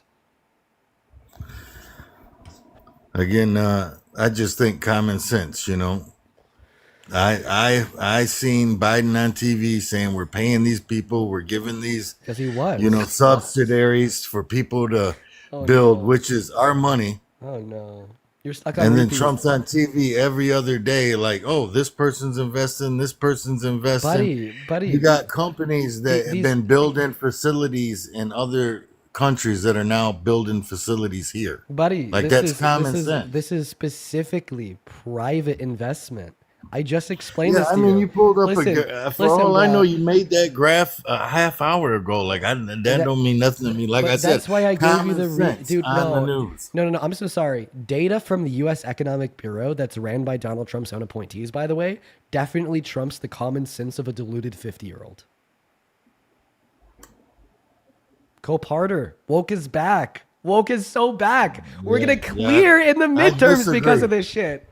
Of course you disagree with the facts. Of course, just like Trump, right? It's 30,000 lies, disagreed with the 2020 election, right? Disagreed with the other facts, saying that windmills cause cancer, they kill whales too. Like, what the fuck? Saying that coal's clean. Oh, you disagree with the facts, bro. Get woke or go broke. All right? Okay. All right? You're I know coping. A man is You're a coping man so and a hard. girl is a girl. Oh, I know shit. Someone should be hired on their merit, not their skin color. Oh, that's fuck. racism. Oh, shit. Okay, yes. Yes, no, I love this, okay? When the woke mob proves you wrong with facts, right, you start talking about trans people and black people. Is there anything new, or do you guys all use the same old talking points? I'm talking about people. Just today in the news, I seen a lady saying she was getting dressed in the gym, turned around and staring at a penis. She'd rather not. Okay. What happened to women's rights? I actually have a question for you. So imagine that there was a man, like you or me, right, that walked into a woman's dressing room, right, to look at the women while they were naked inside of that space. What should happen to that man? He should be asked to leave. And if he doesn't leave? They should be arrested for indecent exposure. Right. So a man walks into a woman's private dressing room, barges in there unconsensually, specifically to look at the naked women and naked girls because he's a perv. Should that man go to jail? Mm-hmm. Yeah. And if that man ran for president, would you ever support him? I don't know. It depends on his policies. Wait, what happened to women's rights? That's the thing too. Like wait. I'm just quoting you. What happened to women's rights, dude? Now all of a sudden you don't care about men walking in to perv on naked women. Completely for women's rights. Right. Like so then, therefore, if like a man is like sexually exploited. Policy. Wait. So therefore, because you're completely for women's rights. Wait, because you what? Yeah, I mean, you got Biden on TV fondling girls. People all the time grabbing them by their chest and their back and their face. Wait. I'm talking policy. So if Biden was guilty of sexual exploitation, I wouldn't support him. Would you stop supporting Trump if he was guilty of sexual exploitation? No, I don't know. I'm voting on policies. Okay, so you can't it don't matter who. So I could say, right, if a president sexually exploited little girls, I would never support that president. Can you say the same thing? I believe they all have, to be honest. Yeah, you're not answering my question. That's why there is no Epstein list, because they're all on it. You're not answering my question, man. If a president has sexually exploited naked, underage girls, I would stop supporting them. Can you say the same?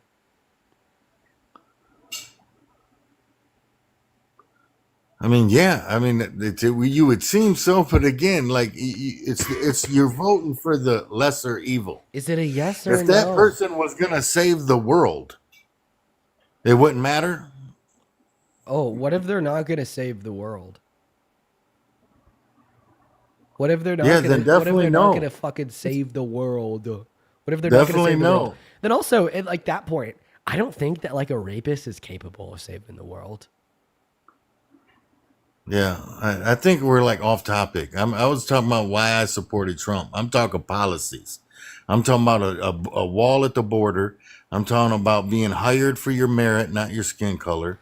I'm talking about keeping the biological male and females in their own dressing rooms. Wait. Can we talk about that real quick? Right? Can we talk about the whole being hired on merit, not your skin color? Do you think that's something the Democrats did? I don't know. I don't care. I just think it's right. Okay. Well, what is? I don't think you should be hired because, if you work for me, I don't care what you look like. If I don't like the way you smell. Well, actually, so Donald Trump's DEI rollbacks are ensuring that more people will be hired on their skin color compared to their merits, right? Because like DEI, right, it doesn't value skin color more than merits. Right, it just simply values ensuring that, like, when a federal entity is hiring somebody, right, they're not disregarding their application because of their race. Because historically speaking, like for instance, BIPOC and Black individuals, right, have been systemically disadvantaged when applying for a job, even if they possess the same qualifications as a counterpart also applying for that job, given that they're not BIPOC, right? So like DEI protections, right, don't just apply to like protecting marginalized groups, right, in the application process for a position, ensuring that they're evaluated on the basis of their merit instead of having their application denied because of their race. But it also applies to many other things. And right, like you wouldn't be able to point towards like anything specific that Donald Trump has done, right, to prevent somebody from being hired because of their race compared to their merit. Because that's just like bullshit rhetoric. That's not true. He didn't do away with the DIY thing. No, he didn't do away with the DIY thing. No. He didn't sign the thing, saying be hired for your merit, not your skin color. No, he didn't sign. Like you don't got to go through. You got federal. To get federal funds, you got to have so many Black people, so many Mexican people. No, you don't. Can't be all white. No, he rolled back an executive order from Biden. I read that executive order on live like 2 weeks ago. All it said is that they want to ensure that federal entities aren't like refusing to hire a Black person because they're Black. And like they just want better opportunity for everybody, regardless of their race, predicated on their merit for these positions. Yeah, but no, he didn't roll back the whole DIY thing. By the way, I have a question. Do you agree with like traditionalism? Do you think the men should go out and work and the women should stay home, cook and clean and raise the kids? I mean, that's between every man and every woman if that's what they want. If I, my wife can do it. She can stay at home. She can not stay at home. She can work. It don't matter. I think it helps the family maybe, when you got a mother that stays at home and provides, caring and, the traditional roles. Whoa, But I don't think it's mandatory. And I don't push that on nobody else. That's like, if you want to do whatever you want to do, but don't leave me out of it. I ain't trying to sign no bills. I'm not trying to bake you a cake, throw you a parade. Do what you do. I do what I do. You know what I'm saying? I believe in that. Okay. But that's why I got a problem with my taxes going to house people that jump the fence and come over here illegally. The fact that you would pay a coyote illegally to come over here right there is a judge of character. It's not a good character. You should have stayed in line and for everyone else. Michigan.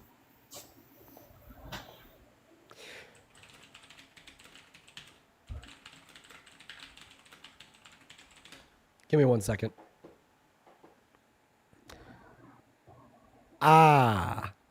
Did you know that not a single dollar that you pay in taxes as a resident of Michigan, right, either on the federal or state level, goes to housing undocumented immigrants?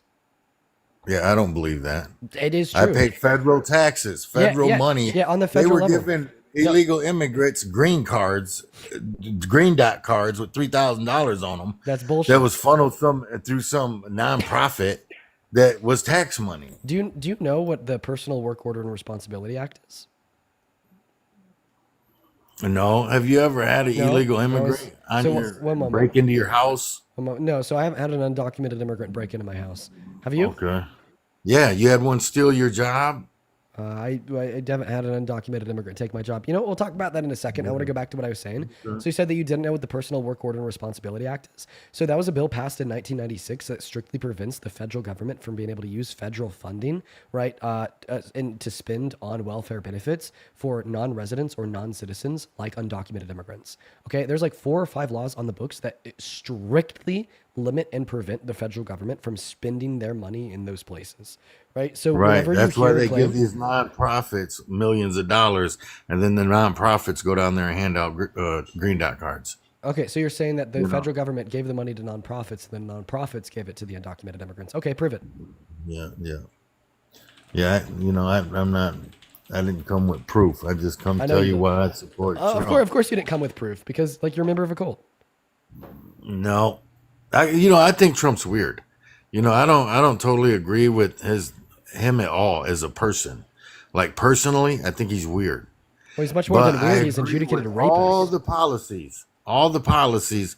I'm all done. I was before I even heard of Trump's name. I was for these policies. Oh, you agree with all the policies? Name 3 of them. But I have since I've been on here. I've been close the border. Close the border. Everyone's got to get vetted. It comes through. No. Closing the border. Close the border. That's build the wall. Listen. Drill. Okay, I believe in American oil. Okay. You know what I'm saying? So do you signing an executive order that a man is a man and a woman is a woman? Do you think defined by biology what their genitalia is? Yeah. Okay. We'll get around to that. Do you think that Biden was bad for American oil? Yeah, as far as I know, first thing he did was close down Alaska and a bunch of other drilling, fracking. Oh, it's bad for the environment. Yeah, so is being broke and having no energy. That's bad for the environment too. So then why did this country produce the most oil it has ever, including more than under Trump in his first term? I won't believe that for a second because you can pull up whatever graph you want. I was paying $4 at the pump. Now I'm paying $2. Well, that's because you figure that out. I'll figure it out. Make sense. I'll make it make sense. It's because although, according to the Energy Information Administration, we produce the most oil we ever have as a country under the Biden administration, right? There's still yet a total lower level of global supply of oil because we stopped buying Russian oil because of sanctions on them because of their invasion of Ukraine, and OPEC reduced their output by 10%. Okay, right? Like, just stop thinking like so one-dimensionally here. Try to use your brain, right? It is a fact according to the energy and according to the energy. According to the energy admin. Oh my God. Sorry, I'm sick and I have a stutter It's usually not as pronounced. It's really pronounced today for whatever reason. According to the Energy Information Administration, as I already pointed out, the most oil ever produced in any given month under Trump in his first term was 12.9 million barrels of oil per day in December of 2019. The Biden-Harris administration produced more than that from July of 2023 until the end of their administration. Yeah, see, I don't know. Maybe my cable's different, but I seen right on the news. Soon as he was elected, he quit fracking because it's bad for the environment. He shut down the Alaskan oil because it's bad. Gas prices were high the whole time he was in office. Right before the election, he starts using the reserves, and prices go down $1. Yeah, but and that wasn't it. And crude oil, I just seen on the TV the other day. So the reason 50 gallon of drum oil is down to $60. I remember when Biden it was $90. God, dude, you're saying once again that the reason why the price of gas was more expensive under Biden, right, was because he produced less oil, right? You have no source for that. You shithead. Yeah. You fucking I got the source of the gas station. Bro, I pump gas every single day. Do you think that oil is just a domestic market? That's why do you think that oil is just a domestic market? Inflation. Do you think that oil is just Do you think that oil is just a domestic market? No, but when you dig it out the ground and when you buy it costs more when you buy it. No, it actually costs less to import it. Fun fact. Yeah. Right? Yeah. And I the don't reason believe that. Oh my God. Oh my God. Well, everyone would be importing I'm gonna have a heart attack. No one would be drilling it. If it wasn't more money to be drilling it, no one would be drilling it. I need to fucking calm down. Okay, listen. Oh my God. Just like a fucking pencil produced in China costs less than a pencil produced in America. Does it still yet mean that there are no pencils produced in America? No, because there's still a market for pencils produced in America, right? Not to mention, right, that to a certain extent, it is still a total net benefit to produce oil in America, okay? But I want you to answer this question. By the way, I muted you, not because you're interrupting me, but just because I'm about to have a heart attack from this nonsense. Why do you think it is the case? Oh, truth hurts.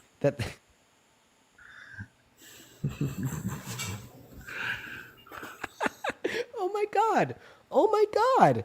But there's no truth to what you're saying.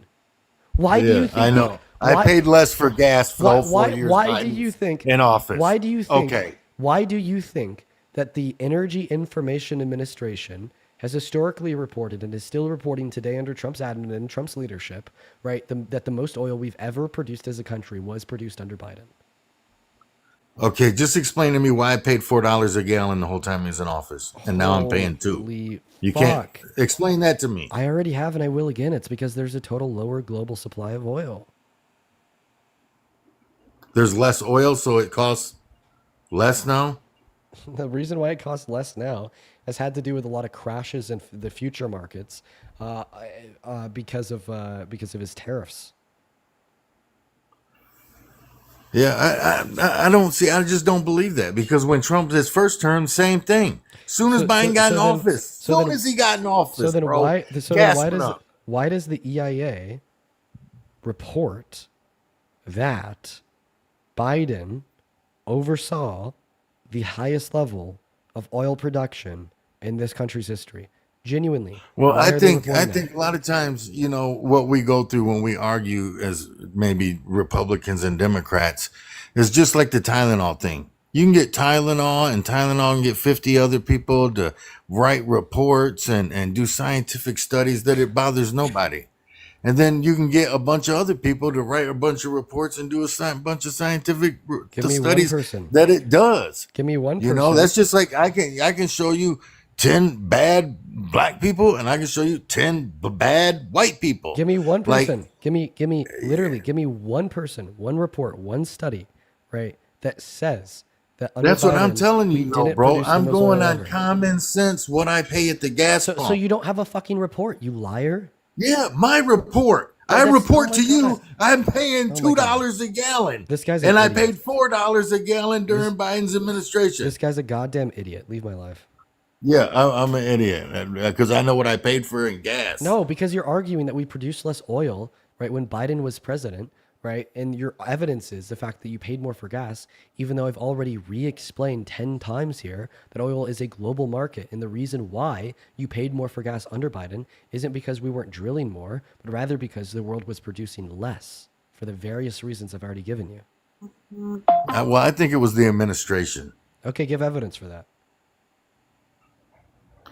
When Trump was in office the first 4 years, I paid $2. No fucking evidence. I'm kicking you. By the way, so I see everybody in the chat spamming that he follows kids. I've been looking through his following list for a second, and maybe I haven't clicked on the right profiles. I haven't been able to find any kids, but you know, I'll just believe you guys and get him out of here. Let's go to move on to the next guest. He was definitely, from what I did see, following a lot of young women. I didn't see anybody that I thought was under the age of 18. It's highly possible that maybe I just wasn't clicking on the right people. Hello? Hey, what's up? Do you support Trump? Oh shit, wait, hold up. Hold up, it's messed up. Hello? I can hear you. Do you support Trump? Yo, what's up, bro? Yeah, I support Trump. Okay. All right. How old are you? Oh, I'm 18. What year were you born in? 2007. Okay. All right. Let me thank a couple of people, then I'm going to pass you that mic. Welcome in, Santana. Kayla, thank you so much for. Oh my God, I can't even raise my voice. I'm sorry. I'm sorry, Kayla. You got to bring it down. Holy smokes. Yeah. Kayla. Kayla, listen, on a real note, I'm not going to be able to raise my voice here at all. But thank you so much for the $50 super chat, Kayla. That is so incredibly kind of you. Thank you so much for the love. I would really appreciate it if absolutely everybody watching right now could show some massive, massive love to Kayla down below in that comment section for the $50. Thank you, Mason67. Hey, don't be rude. Let him finish. Yeah, can you let me finish, little bro? What the fuck are you talking about? Let him finish. No, you didn't, little bro. Pipe down, kid. Yo, why are you mad? Well, I'm mad. I'm just, telling you to pipe down. Okay. Wait, hold on. I got a question for you, Dean. But I got to thank Jack for the $20 on Venmo first, who says, I hope that you feel better fast, and thank you for always delivering the truth nukes. Thank you so much for the love, Jack. Let's get to it. Jack W's. Ashley, thank you for the $5 for the cough drops. Lely, thank you so much for the $20. Thank you so much, Lely. That is Lelii, saying from personal experiences, tariffs hurt small businesses. Americans have hiked their prices so much, even with tariffs, it's still cheaper to buy internationally. Absolutely. You were 100% right. And then Amanda, thank you so much for the $10 on Venmo, just saying that my voice needs a break. Yeah, we are very slowly reaching the end of the stream today. If it's not better tomorrow, I am going to take the day off. And then Crystal, dude, thank you so much for the $50 over on PayPal. Thank you for the love, Crystal. Crystal with the $50 says, Dean, it looks like you're not feeling well. Please take care of yourself. Thank you. Thank you so much, Crystal. And don't worry, I am taking care of myself. Probably the worst thing I'm doing for my health right now is coming on live and just destroying my voice. So if it's not better tomorrow, I'm not going to be on. But thank you so much for the $50, Crystal. And then Sean, thank you so much for the $20. And here's $20 for some honey. Ooh, thank you so much, Sean. I'm going to have to go out and buy some honey. I need some of that shit. Thank you so much, Sean. You are awesome. And then Laura, thank you so much for the Lauren with the $10 who says, I'm 18 as of 1 hour ago. Can I get a little happy birthday? Happy fucking birthday, Lauren. Hell yeah, live it up. That's a big one. Big 18. Thank you so much. Happy birthday, Lauren. And then Avin with the $10. Thank you so much for the love, Avin. James with a 5 and Mel with a 5. If you're watching right now and you would like to support me, you can find my Venmo, my PayPal, and the link tree in my bio and TikTok on the top of the phone screen or in the pinned message of the YouTube stream. But anyways, go ahead and take it away. Parrot, why the hell do you support the worst president of your... Okay, wait, hold on. I got a question, though, right quick. Yeah. Okay, so do you hate Trump or the entire Republican side? I hate Trump. And the only Trump supporters that I really hate are the ones that support him because they're evil. Okay. That's all I want to ask. Yeah, but I'm not going to lie. I don't hate Trump supporters that support him because they're misinformed or ignorant. I heavily frown on them, right? But I don't hate them. Yeah, you did just I think the misconception is that that we openly just hate anyone that's MAGA, but I tend to believe that most people that believe in Trump were swindled, and they fall for the propaganda, and that's why a lot of times when you educate them, they don't know a lot of the actual facts. So. Yeah, and I don't know, I think that also if I were to say that I hate Trump supporters, Right. Well, then the reaction of Trump supporters hearing me say that is going to be, well, fuck this guy. I'm not going to talk to him. So then I'm going to be less effective at changing minds. What's up? What's up, Logan? Do you support Trump? Yeah, I do support Trump. How old are you? I'm 18, August 17th, 2007. Okay. And could you, sorry, repeat that? August 17th, 2007. Okay. So why the hell do you support the worst president of your life?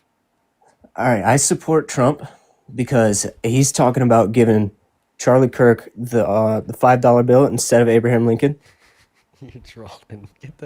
Yes, give the. And I think he deserves it. Yeah, the podcaster deserves it more than the president that freed the slaves, right?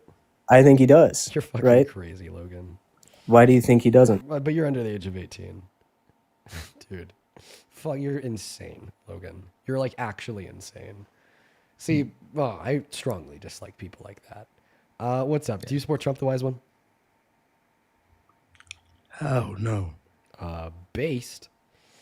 Moving on to the next guest. We're probably only going to do debates for another 30 minutes. Guys, if you're in the queue, make sure that you are 18 years of age or older. You are a Trump supporter in the United States and you have not been up here before. Please respect the boundaries of the live, especially because the live is not going to last that much longer. We are looking for some debates. Make sure you are ready to debate. Hello? I think you would be on the same side. Hello, Caleb. Do you support Trump? Yeah. So I'm sorry, I'm his buddy, but he's over here. Can I hand you to him? I'm not doing this shit. Bro, you said you want to debate him. No, I didn't. You said go on and debate him. Caleb, come on, let's talk, man. Are you scared, Caleb? Come on. Yes, you are. You fucking liar, dude. You just don't want to debate him. No, I'm on the phone with my father. Debate, bro. We got on. Come on. Hey, look, Dean. I'm gonna save you the time. All right. Yeah, tell Papa you need to head out. You know. I literally hung up on him. You can't be mad at Not me, on the man. phone with the phone. Bro, he's hella racist. I'm not racist. You say the N-word, bro. No, I don't. Oh, really? No, there's no proof of that actually. Oh, okay. Yeah. What about when you rap songs? Are you singing it when you rap? I don't listen to that. I'm listening to like Metallica and shit, bro. Sure. Okay. Listen, I'm gonna be honest with you, man. You should stop saying slurs like the N-word. And there's a couple really good reasons to. Okay, can I give them to you? No, he left.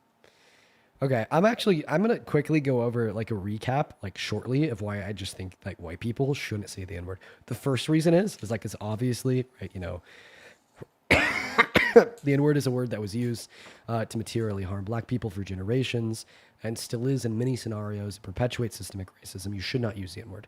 But the second reason is it makes you look so stupid. Okay? Right? Not only is it racist, not only does it perpetuate harm, but it just makes you look dumb as hell, dude. Nigger. Exactly like this guy. This idiot. Like so low IQ. Dude, like that guy right there. So like astronomically low IQ. You know, the thing that I've realized is more often than not, the people who want to or just do it, it's like they want to do it because they're told that they can't, right? Like that's the only reason they lean into it is because they're like this is something that they shouldn't, and so they have to do it. Yeah, we're gonna go to get that next Trump supporter up here right now. We got Derek loaded in. A couple people to thank here as well. Thank you so much for the $20 over on Super Chat. But for whatever reason, the Super Chat's not loading. When it does load, I'll happily read your name off. It's just not loading right now. That's really weird. Okay, odd. What's up? Do you support Trump? I support your vape pen. It's not a vape pen. It's an anxiety pen. Get it right, buddy. It's lavender. Derek, are you a Trump supporter? I mean, are you? Would you like to debate? Do you have any reasons that you actually support Trump, or are you here just to troll? I support the vape pen and Parker's mustache. It's not a vape pen, Derek. Fuck you. Fuck you, Derek. Fuck you. Lexi, thank you so much for the $5 on PayPal. Who says I used to support Trump and you've changed my perspective. Thank you for the love, Lexi. That's awesome to hear. You're why I do what I do. And then Stephanie, thank you so much for the $13 over on PayPal. Thank you so much, Stephanie. Who says, would love to see you debate someone regarding gun reform and whether the Australian approach could work in the U.S.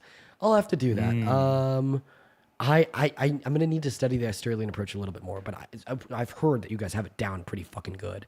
And then over on Venmo, Mark, thank you for the $5 saying, get better, Dean. I appreciate you for that love, Mark.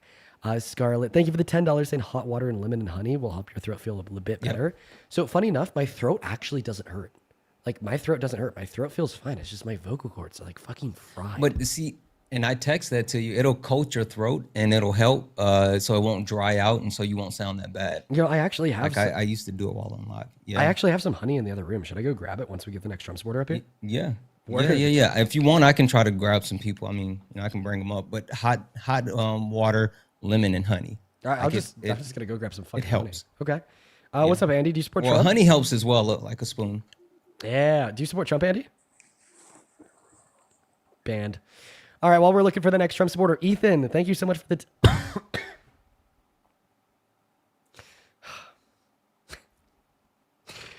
Ethan, thank you so much for the $10 over on Venmo. I appreciate you so much for that love. Show some love to Ethan. I'm dying over here. Thank you. Thank you, Ethan. Ethan with the $10 says, keep up that great work, man. Thank you so much. And then Allison, thank you for the $1. Anastasia, thank you so much for the $20 over on Venmo. Says, get well soon, Dean. I continue to love your work. Thank you so much, Anastasia. Show some love to Anastasia in that chat. And then Tess with the $10 says, bro, take a day and rest your voice.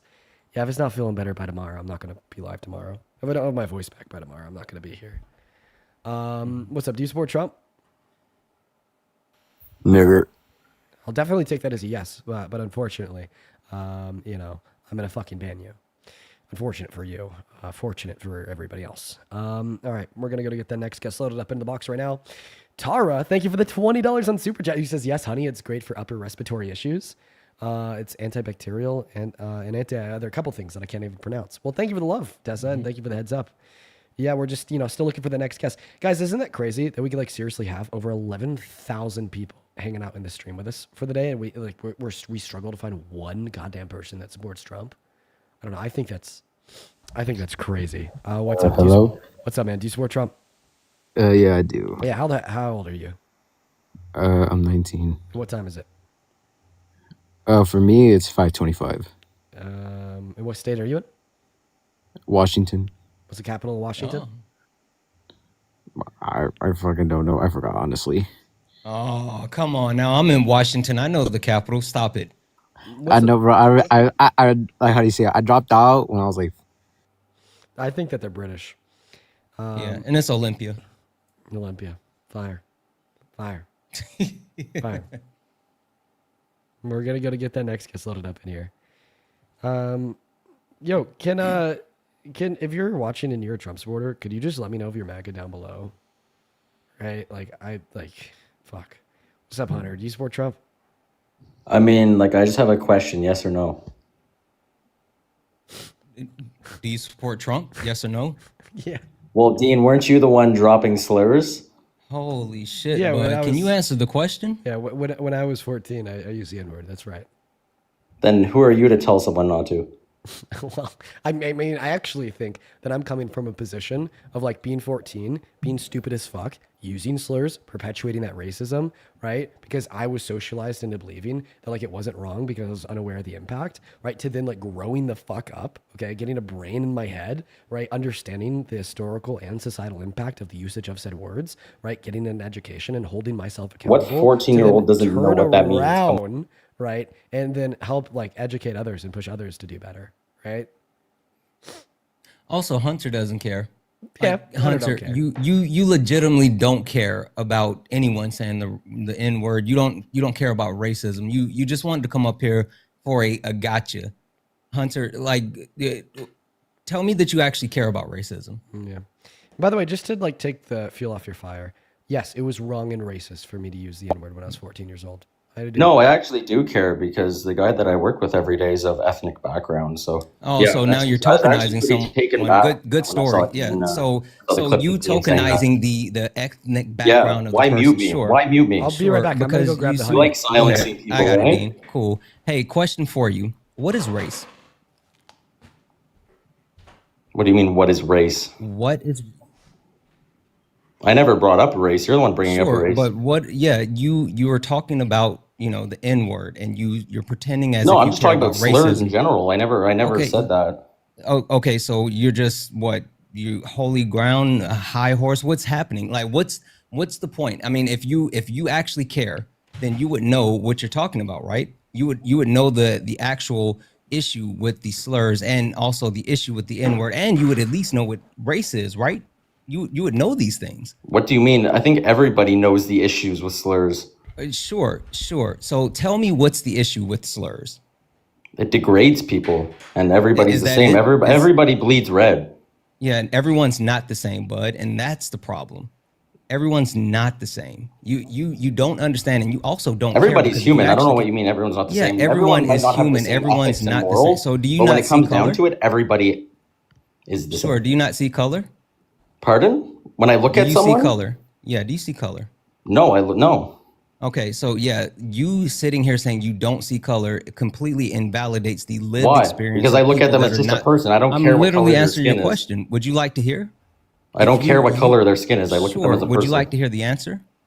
Because you sitting here saying that you don't see color completely invalidates the lived experience of people that are different from you. Just because you live a life a certain way does not mean that everyone has the same privilege as you to live said life. What So privilege do I sitting here- have? But you're telling me I have privileges. What privileges do I have?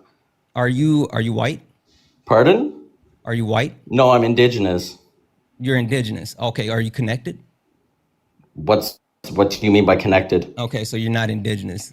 Yes, I am. Okay. Are you connected? What's your tribe? What's your band? Are you connected? I'm Algonquin. What's your band? My band. Yes. I'm of indigenous as like. Yeah, there's a difference between being have indigenous. I don't live on a ancestry. reserve. Yeah, exactly. There's a difference between so having what? indigenous So what? I don't live on a ancestry and being reserve. connected. No, that's erasure, bud. That's erasure. That's a problem that we have in this country where people claim indigeneity and they're not connected. There's a difference between having indigenous heritage and actually being indigenous. Please stop trying to actually appropriate other people. You can say that you have that in your lineage, but for you to sit here and claim it and be white presenting is a complete difference. So again, if you're not connected, if you don't know if you don't have not only your tribe but your band, maybe you should stop saying that. Well, I don't walk around telling everyone. You're the one You who just asked. told So. there's like 13,000 people on TikTok, with probably like another 3,000 on YouTube. You just told a shit ton of people that. Yeah, because you asked. I didn't come on here and say Exactly. So I said, what's you're white presenting? You're white, bud. Sure. So you have, yeah, exactly. Are you a man? Am I a man? Yes. Yes. Are you part of the queer community? No. Okay. So you're a white presenting man in America that's not a part of the queer community. Do you have a disability? No, I wouldn't say a visible disability, no. Okay. All right. So yeah, you absolutely have privilege. Can you explain the privilege to me, please? Sure. You're a white presenting man in the United States of America who you sit at the top of the patriarchal system. You have no blockers that are inherently in front of you to be able to succeed. Like literally, you are set at the front of the line to be able to achieve whatever you need to achieve. No. Yes. No, that doesn't. No. Okay. You're just coping. Yeah, just because you don't understand intersectionality, just because you don't understand systemic racism, just because you don't understand transphobia, homophobia, you don't understand those things doesn't mean that it's not true. It just means you don't know things. I don't know things. Okay. You literally don't know things. You came up Okay. here talking about ethnicity, which ethnicity is different than race. Cool. All right. Exactly. Cool. You talked about your ethnic friend, but you don't know the difference between ethnicity and race. Because I don't care. Everybody's a human, man. Yeah, exactly. That was the point. You don't care. You just came up here to try to, get a got you on Dean, and now you're getting dog walked because you're disingenuous. At the Well, very I'm not least, the one with mean clips what you online of me exactly. saying slurs. So At the I don't very know. I least, think in the end, mean I what win. you say before you come up here and try to actually pull a got you. Maybe you should know some things and actually mean what you say. No one cares about there's no your clips false, of me online dropping no slurs. one cares so about your no, false keep morality. keep muting your guests. Sure. Now, would you like It'll to make actually you have win. a debate? Would Keep you like? muting your Would you like guests. to talk about Trump now? Are you done whining and crying? Would you like to talk about Trump? No, I'm Would you not like to- political. I don't support any party. Okay, then fuck off, then, bud. What are you doing up here? This is a political live.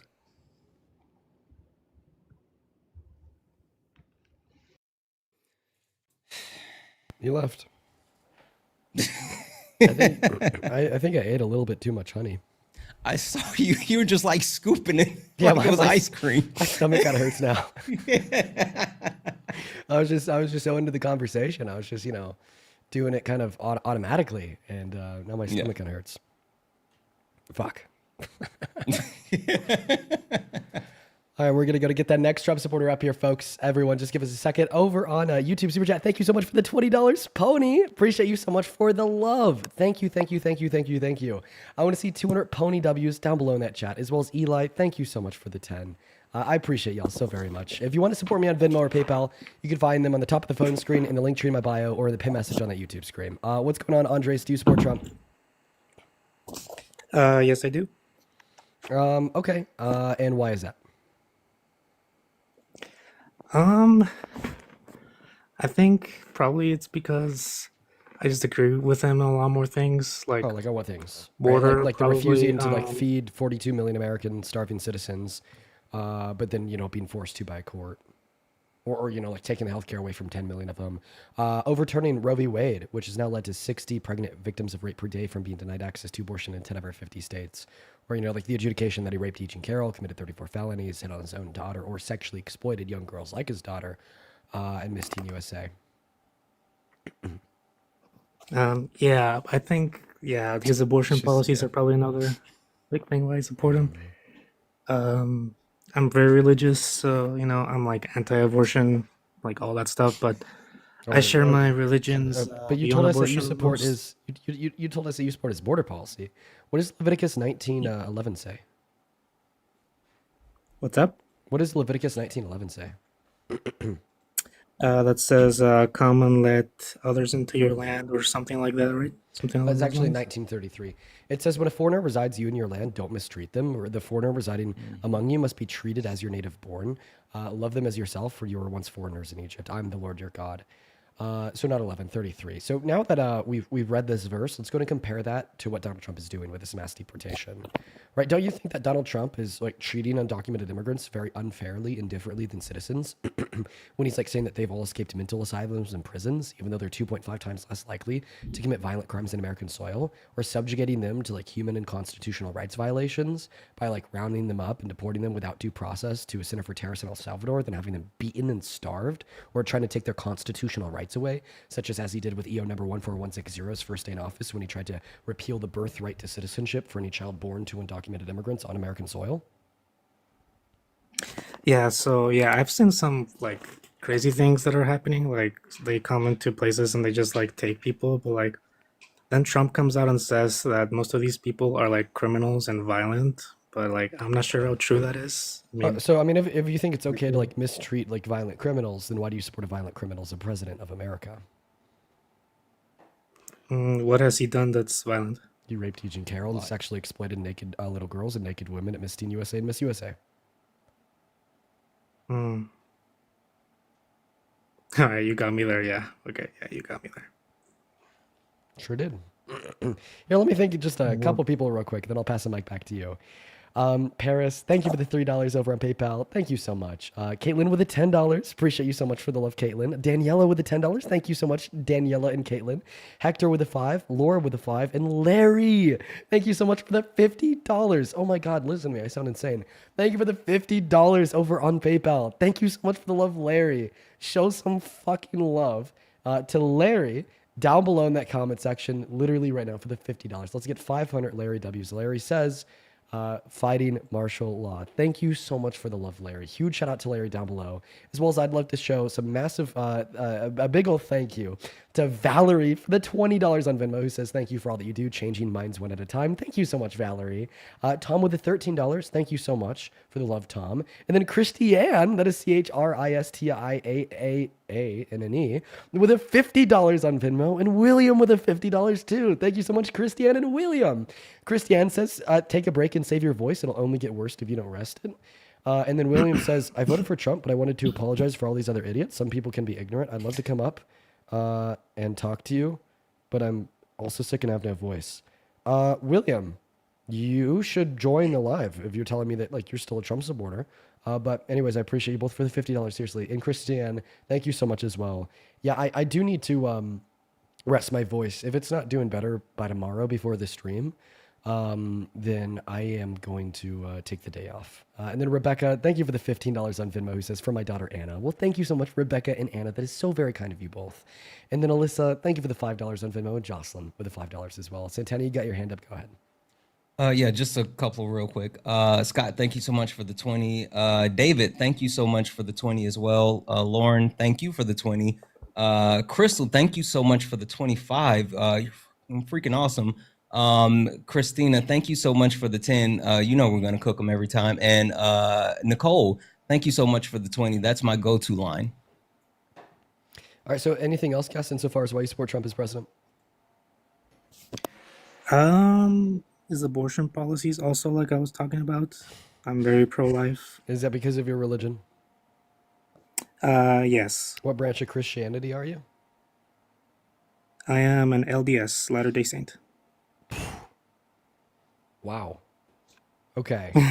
What? I rarely get to talk to Mormons on the live. Do you think that when you die, if you're good enough, you'll eventually be the god of your own world?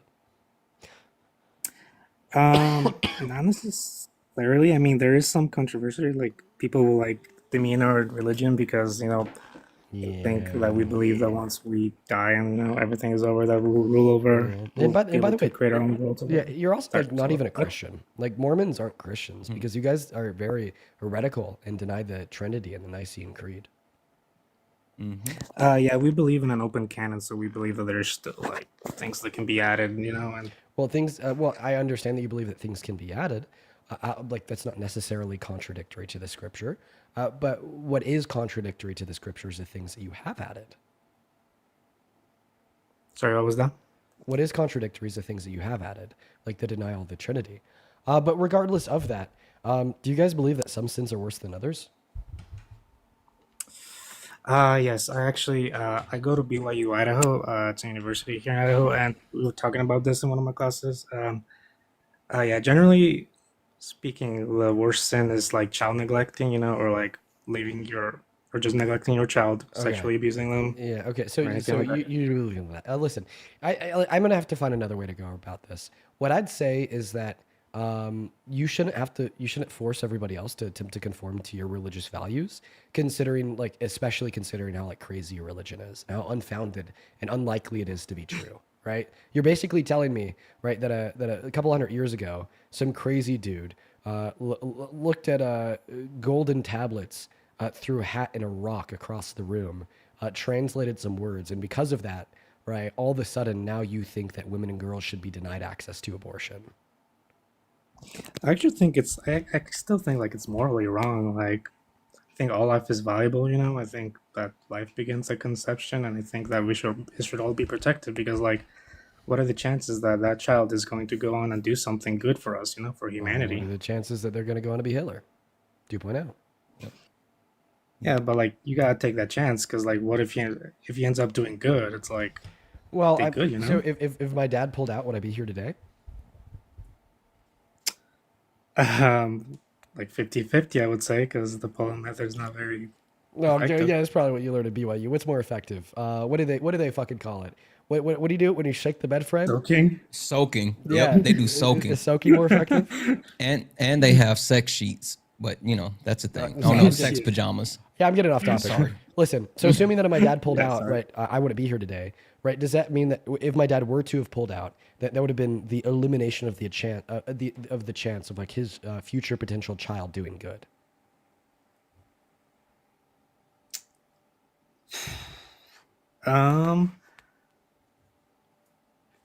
Sorry, I just can't think right now. I didn't expect that I was gonna get live. Can you say that again? Sorry.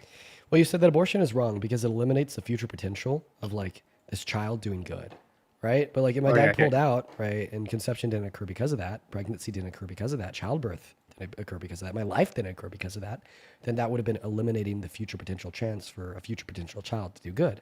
Thereby, it would be like just as wrong as abortion, because the same reason why abortion is wrong would apply.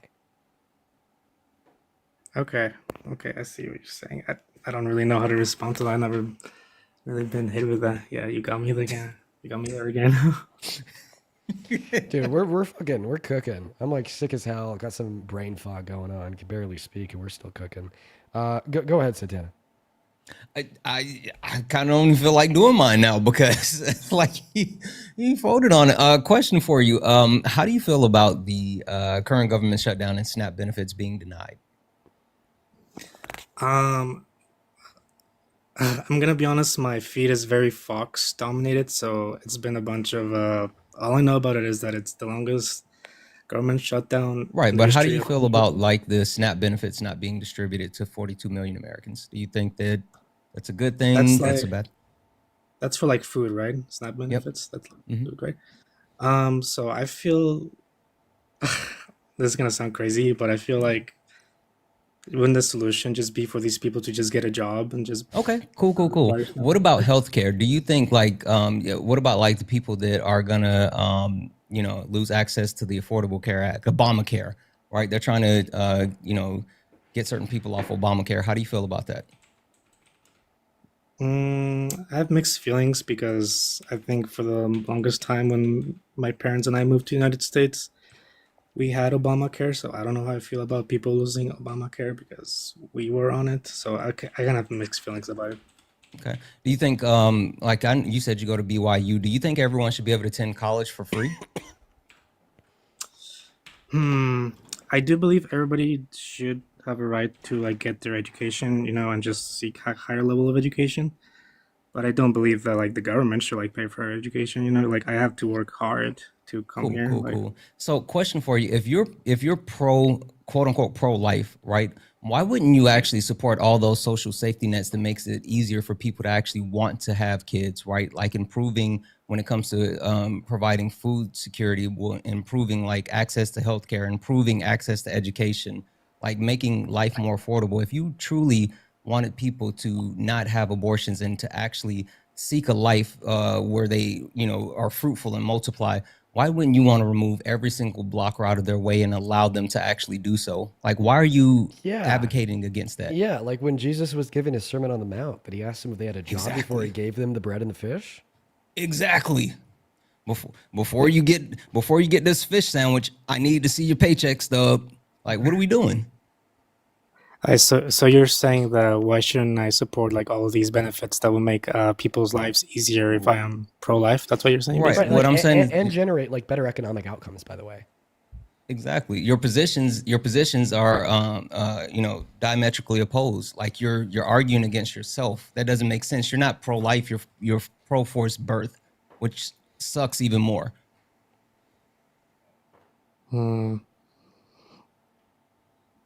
Yeah, I guess I would say that the SNAP benefits that thing should come back on. I guess like some people definitely need them, I guess. Okay. Thanks, Andres. You have a good rest of your day, man. We're going to move on to the next Trump supporter. Thank you. Let's go to get that next guest loaded up in the box. All right, guys, let's go to get that next Trump supporter loaded up, guys. This is probably going to be like one of our last guests of the evening here. I'll try to do a couple more here. By the way, if you're watching and you want to support me, you can find my Venmo and my PayPal in the link tree in my bio on TikTok and the pin message on the YouTube streamer right on top of my head. What is up? Do you support Trump? Are you talking to me? Wow. Hello? Pretty decent. I love Donald. He's a fantastic guy, and everybody's thinking it. You can ask anybody; they'll tell you we're bringing in a lot of tariff money. We got a lot going on. What do you think? I don't know much about you. You don't seem too bright, to be honest with you. But what do you think? Listen, man. I'd say like the voice is like a good like Trash. 5 or 6 out of 10. Like not that good, but like the tonality of it and like the words delivery, the delivery was like spot on. Yeah. Yeah. The impression was trash, but the delivery was actually good. Yeah, the delivery was actually like pretty fucking great. We're gonna go to get that next guest, Austin, loaded up in. Edgemaster, thank you for the $20 on YouTube. Edgemaster with a $20 on YouTube says, "Hi Dean, I love your stream so much. I wish I was a Trump supporter so I could get degraded by you. Red heart." That's a kink. That's definitely a kink. But to be fair, most Trump supporters have shame kinks anyway, so I don't blame them. Low-key, are you a Trump supporter? Okay. First of all, I'm not from you guys. You're muffled, so even as you try to like talk shit, we still can't hear what you're saying, bud. Be better. Okay. Fix your mic. What's up, man? Do you support Trump? Can you hear me now? Yeah, are you mad? Can you hear me now? Okay. I'm not really from you guys. I'm from like Nigeria. So I wanted to ask a question. Well, shout out to you, man. Unfortunately, we're just looking to talk to Trump supporters from America. You do take care. We're going to get that next guest loaded up in the box right now, y'all. We're going to go to get that next Trump supporter connected right now. Oh, my God. Holy shit. I'm like kind of scared to read donation messages now. I was about to say, oh, don't scream. Yeah. Like you look like you were gearing up to like. Oh no, I can't. I can't even. You got to raise keep my it voice. low, dude. Yeah, I think when I get off, I'm gonna do something nice for dinner. Something nice. I'm gonna try. What's up, Wood? Do I you had a support Trump? tomahawk yesterday. Holy shit, man. All right, flexing on him. What's up, man? Do you support Trump, Wooden? They're not even here, so we're gonna move on to the next guest. I'm really close to ending my stream here. I don't blame you. I'm getting progressively more and more quiet every second that passes. Bro, you can't buy a tomahawk with EBT, bro. And Dean, you speak like you have estrogen pumping out of your veins. What do you mean? I don't know, bro. You just can have buy a a tomahawk with EBT. No, you can't. Okay, so I speak like I have estrogen pumping out of my veins. How so? Just the way you speak, bro. And you just mute people because you have like a power ego, bro. You just have a little power trip every time someone's cooking you. You just mute them. Okay. Well, I mean, I already know that you're wrong if you think I mute people when they're cooking me. But anyways, just speaking about like testosterone and estrogen here real quick. What are your test levels? 2000. 2000 what? 2000. I pin trends, so you know. 2000 what? Nanograms per deciliter. Wow. So you're at 2000 nanograms per deciliter. So Yeah. basically, Wait, what you're did you telling just me, admit to juicing? So basically, what you're Yeah, I telling me did. is that you're balding at 18 and you're going to be dead by 35. And by the way, with the back acne and all of it. Yeah. By the way, I just want to be the first one to tell you this if you haven't heard it already. I honestly don't doubt that you probably heard this from your ex-girlfriend. The only the perfect example of the male ego and power trip would be some intellectually lazy 18-year-old boy pumping tren to try to get his biceps bigger because you can't do it Wait, why do you naturally. keep muting me, bro? Arnold mogs you, and yeah. I mean, at least you said you didn't mog me. I mog you and I'm I natural. mog you. No, you're small, bro. Your biceps are like 14 inches, bro. Max. No, I wish. Max. That's not true. Well, at least he's Where's natty. Roger? I Where's that mean, 14 inch biceps? you have to juice. Yo, to yo, get yo, going. Santana, speak So when like, what are spoken we to. even Don't be talking speaking to about? you, bro. Like Speak when spoken to. You need to learn to speak when spoken to. you Calm down. literally Pipe down. have to get on the juice in order to get any type of motion. So what are we talking about? I mean, he doesn't even get the I'm motion literally on not the bro. juice. trolling, but I said speak when spoken to, bro. Chill out, little bro. Yeah. Guess You're what? little, bro. You're under me. You're little, bro. Yeah, that trend's not going to change the restraining order your ex has on you, my man. Why do you keep muting me, bro? Why do you keep muting me? Oh, I'm so sorry. And why are you wearing a hat inside? Are you balding? Were you taking We juice? have to mute you because like your roid rage is like showing. Yeah, dude, You're like literally raging. Yeah, Bro, you- gotta like help you calm down here, dude. We're helping No, you. holy smokes. Man, if we weren't muting you and we just let you go on for as long as you wanted to, I mean, eventually, like, your heart palpitations would get so bad because of the anxiety and stress you're feeling right now, onset by the trend running through your blood. Like, we're No, I just have letting this euphoria, go. bro. I have euphoria running through my veins, bro. Hey, I do feel you mind if I amazing. ask you a question? I actually do mind. Can he take off his hat? I want to see if he's balding. The answer is yes. His testicles have already started to shrink. That's absolutely the answer. That's pretty funny. Hey, can you name That's three Trump? absolutely it. Hey, if you can name 3 Trump policies, Santana will take off his hat. Okay, do you realize if your Boom. testicles shrink, Do it. I'll take that bet. right? Do it. It's actually a compliment. I'll take that bet. Do it. Testicles shrink, your meat looks. Name Do three, it. Name 3 Trump policies, and Santana will take off his hat, little boy. Do it. All right, I'm gonna say what the other guy said. The border, That's drill, not a drill, policy, slap drill. nuts. The Those aren't policies. The border is a fucking thing. Drill, The border is a thing, not a policy. Like, imagine that I asked you for like a Trump policy and then you said red shoes. Like what? Red shoes. Like the red shoes are a thing. They're not a policy. The border's a thing. It's not a policy. You idiot. And for the people in the chat saying that he's Googling it, bro doesn't know how to type. King You think he knows how to use a computer? He's not Googling bro. shit. I We're do not know. worried about that. And I also know I'm not balding like you. Hey, how about those policies, bud? Actually, I told refute you. that. Drill. Wait, I actually refute that. You definitely are balding. If you're on trim, you're balding. Absolutely. Yeah. So Absolutely. do you know More what, than I'm do you know bro. do you know what causes male pattern baldness?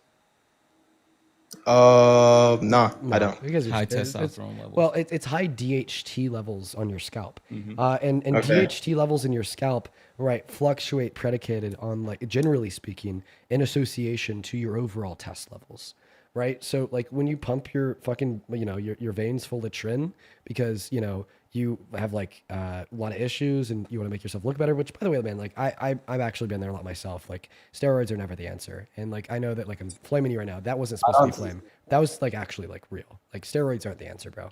But anyways, that increases the level of DHT found in your scalp and causes like a lot of balding. So when you said I'm not balding, you are, or you're like you probably are balding. I definitely have more hair than you. More hair Just than saying. me? Yeah, I have more hair than you. Like I could see your scalp. Your hair is thin, bro. It's thinning already. So. Well, actually, Does no. your- My hair's getting thicker because I'm on pills for that shit. Oh shit. Yeah. Does your back look like a connected dot board? Like Yeah, can you No, it actually draw doesn't. I'm from doing bump to bump. No, it actually doesn't at all. I'm doing the opposite of balding right now. I'm on pills to limit the amount of DHT in my scalp because my test levels are so naturally high because I MAGA you. Is that good rage bait? Please don't mog me. I have bigger arms than you, bigger No, chest than you, no, bigger back, than you, listen, bigger legs than you. Listen, your arms are I'm they're taller than tiny. you. Your arms are tiny, bro. And I'm taller than you. Your And arms I are weigh more tiny. than you. No, And I'm leaner than you. No, I gotta say, man, you're probably like 95 pounds, tiny arms. I'm tiny 187 chest. pounds clean, Doubt and I it. mog you. Doubt it. It's in my pin profile. I don't really Debatable. care. I don't look at it. He's Can you he's prove it, buddy? 105 max. Wait, yeah, I'm can you- 187. 105 max. Again, bro. I said Wait, speak wait, when can- spoken can- to. I can we don't know see why the you're scale? talking. 105 max. Can we see the scale, buddy? Can we see the scale? I think this is like good rage bait. No, it's great. This is good. Wait, it's gonna continue to piss him off, even though I'm telling him that it's. Scale picture. I can send it. Wait, to you. wait. Yeah, buddy. Can we He's see the so scale? mad. Can we see the scale, little bro? Come on. Yeah, you want me to go on the scale right now? Yeah, it's gonna prove that you're 5'2", Yeah. 95. Yeah. Okay. Exactly. Okay. Go on- go on Can the I turn scale. my camera on or something or what? Yeah. Go on the scale. Okay, bet. Hold on. Come on, buddy. Go on the scale. Okay. All right, hold on. My brother's playing Fortnite right now. Hold on. Where? Really quick, a couple of thank yous. Lori, thank you so much for the 20. I really appreciate you, and I'm glad you enjoyed the education. David, thank you for the 111. Yeah, he's about to do that now.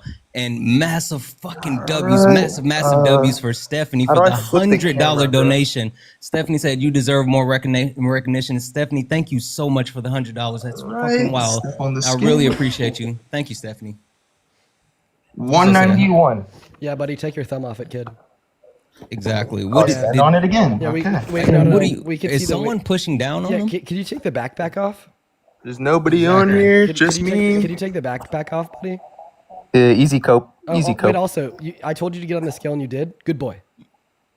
Okay. I still mog you. Good Bigger boy. than you. Stronger Good than boy. you. Good boy. Here's my dog. Good boy. Good boy. Yeah. Good boy. Here's my. Here. Good boy. Hey, good Yeah. boy. Good boy. Good boy. 1 second. Good boy. Good boy. You listen. Is that You supposed listen to to me. That's supposed to make me mad or something? Well, no, it doesn't Is make that you supposed mad to- because you're a good boy. Is that supposed to make me mad or something? That only make bad boys I'm bigger mad. than you, stronger than you, Wait, taller than you, wait, one have more second. hair than you. That only makes bad boys mad. Okay, but you're a good boy, Mm-hmm. so it doesn't make you mad. So thank you for affirming that you're a good boy by telling me it doesn't make you mad when I call you a good boy.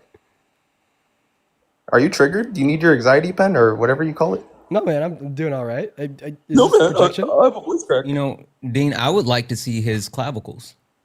Let's what do your calves look like, I'm bud? done- I'm done with it. When's the last time? Oh, Dude, I swear to God, low IQ gym bros are so easy to rage bait. oh, so I can't believe he actually went and got on the scale and turned. Dude, I was literally like this is rage bait, but he's still gonna do it, right? Dude, like He's so still gonna do it. so one dimensional. What's up, Joe? Do you Your support Trump? voice. I do. How old are you? I'm 16. Fortunately, you gotta be 18 to be on TikTok Live, my friend. You do take care though, Joe. You do take care. Moving on to our next guest. Nova, thank you so much for the $10 over on PayPal. Thank you, Nova. I appreciate that. Show some love to Nova down below. As well as Katie with a 3, Kate with the 8, Christopher with a 5, and Kayla with a 3. Appreciate you guys. What's going on? Do you support Trump? Yes, I do. How old are you? I'm 14, but let me ask a question. Dude, pop off, brother. Pop off. Oh, man. Oh, man. Let's try to get that next Looks like the judge just permanently blocked Trump from being able to deploy the National Guard into Portland for ICE protests. Great. I thought that already happened. No, there was a temporary block put in place, but this is a permanent one. Oh, sweet. You know that they're going to appeal that. Yeah. They finally just dropped the appeal for the SNAP benefits. Yeah. Like, completely dropped it. Yeah. Yeah, I'm happy that the courts are holding him accountable. Yeah. All right, guys, we're going to go get the next guest up here. This is going to be the last guest of the night. Hey, Derek, do you support Trump? Shove your fist up your ass for a galaxy. Jesus Christ, Derek. That's weird. I don't think I'm You're gonna weird. I don't think I'm going to be doing that, Derek. So, yeah, keep the $10, my friend. I'm all right. I was about to say, especially not for a galaxy. What are we talking about? Yes. What's up, Christopher? Do you support Trump? Sorry, not Christopher. Christian? Yes. How old are you? I'm 3. You guys are weird. Yeah. You know what, Santana? That was weird. That was weird. What's going on? What's going on? Do you support Trump? No. Super based. Super Why are based. you here? Listen, guys, we're going to give it like 2 more tries here to get somebody up here to debate if we can. I'm going to end. Jeez Louise. I'm just like, I'm slowly losing my voice. You're turning into Barry White. Do you know who Barry White is? Barry White. I feel like I've heard the name. Oh, you're too young. Jeez, I just dated myself. Who's Barry White? He's an old like blues singer, kind of jazz and super deep voice. R&B, like he's an older singer, like really deep voice. Yeah, my voice is definitely a little bit deeper than it usually is. Yeah. I'm Batman. Someone said soul. Yeah. Yeah, you can say soul. Yeah. What's up? Do you support Trump, LSD? Hey, I really don't. I just wanted to say a really quick thing. This was a long time ago about racism. I wanted to talk to that Hunter kid and just shout out and say, hey, when you said you didn't care, apathy is also privilege. It's not just conscious hate. And I just want to throw that out there. Have a good night, guys. Cook. All right, 2 more tries to get somebody up here to debate.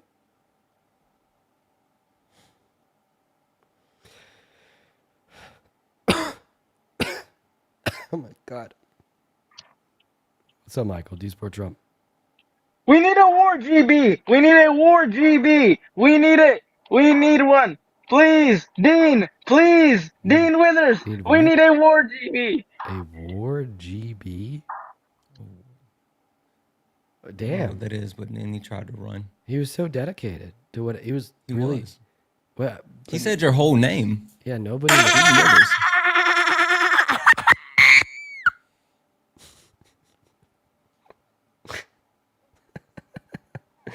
That's totally some shit I'd do if I was like 12. Yeah. Dude, listen. Yo, TikTok is lucky that this shit wasn't around when I was 12 years old. I'd have been a total demon. That would have been me. That would have been me all day long. That would have been me all day fucking long. Right there. That would have been me. Hello, do you support Trump? Yeah, I think you can tell. Hey, Dean. How old are you? Dean, why don't you take a walk with me, bud? Walk to where? Why don't you take a walk with me? No. Come on. Let's get on the treadmill, Dean. Let's get on the treadmill. Why? Let's I get thought on the that he was gonna treadmill, do Dean. something even more weird, but he's Come on. actually talking about a real Come on. walk. Why are they so Come on. weird? Come on. Let's go, Dean. Let's go. Get those legs moving. Get those legs moving. Come on, Dean. Come on. All right, unfortunately, folks, we are out of time for the stream today. I need to end for the sake of my own voice. Yeah. I mean, just listen to me. This is bad. Yeah. Folks, here's what I'm going to do. If I don't have my voice back by tomorrow, I unfortunately will not be live. Because if it's still gone, I need to give it a rest. So, let's pray for the best. Let's hope by tomorrow my voice is back in full. If not, I will not be here. Santana, I really appreciate you so much for joining. Absolutely. Hot water, lemon honey, and then if you get like some of the lemon cough drops, drop one in. Drink that a couple of times. I'm telling you, it'll do wonders. Take care of yourself though, bro. Thank you, man. I appreciate that. You have a good rest of your day. See you. See ya. Real quick, I just want to thank a couple people before we hop off. Raid, thank you for the $5 on PayPal who says, do I support Israel? Nope. Nova, thank you for the $10. Thank you so much, Nova. And then Lance, thank you for the $1 on Venmo. Haley with a 5 cent. I love what you do. Keep doing it. Thank you so much. And Shannon, thank you for the 7. Now for everybody watching, I am going to go ahead and hop off. Peace and love, y'all. And folks, if you're still in the mood for some debates, please go raid at Parker Get a Job on TikTok and at Parker Get a Job on YouTube. He's going to be doing debates for another 4 or so hours, so go show him some love. Right now, he's live with 2.6K people on TikTok. Let's try to get him up to like 7 or 8K. Same thing with YouTube. But anyways, love you. If my voice isn't back by tomorrow, I'm not going to be live. And if I miss your donation, I do apologize. I'm going to go ahead and make sure I read through all of those the moment I hop off. Peace and love, y'all. Bye-bye.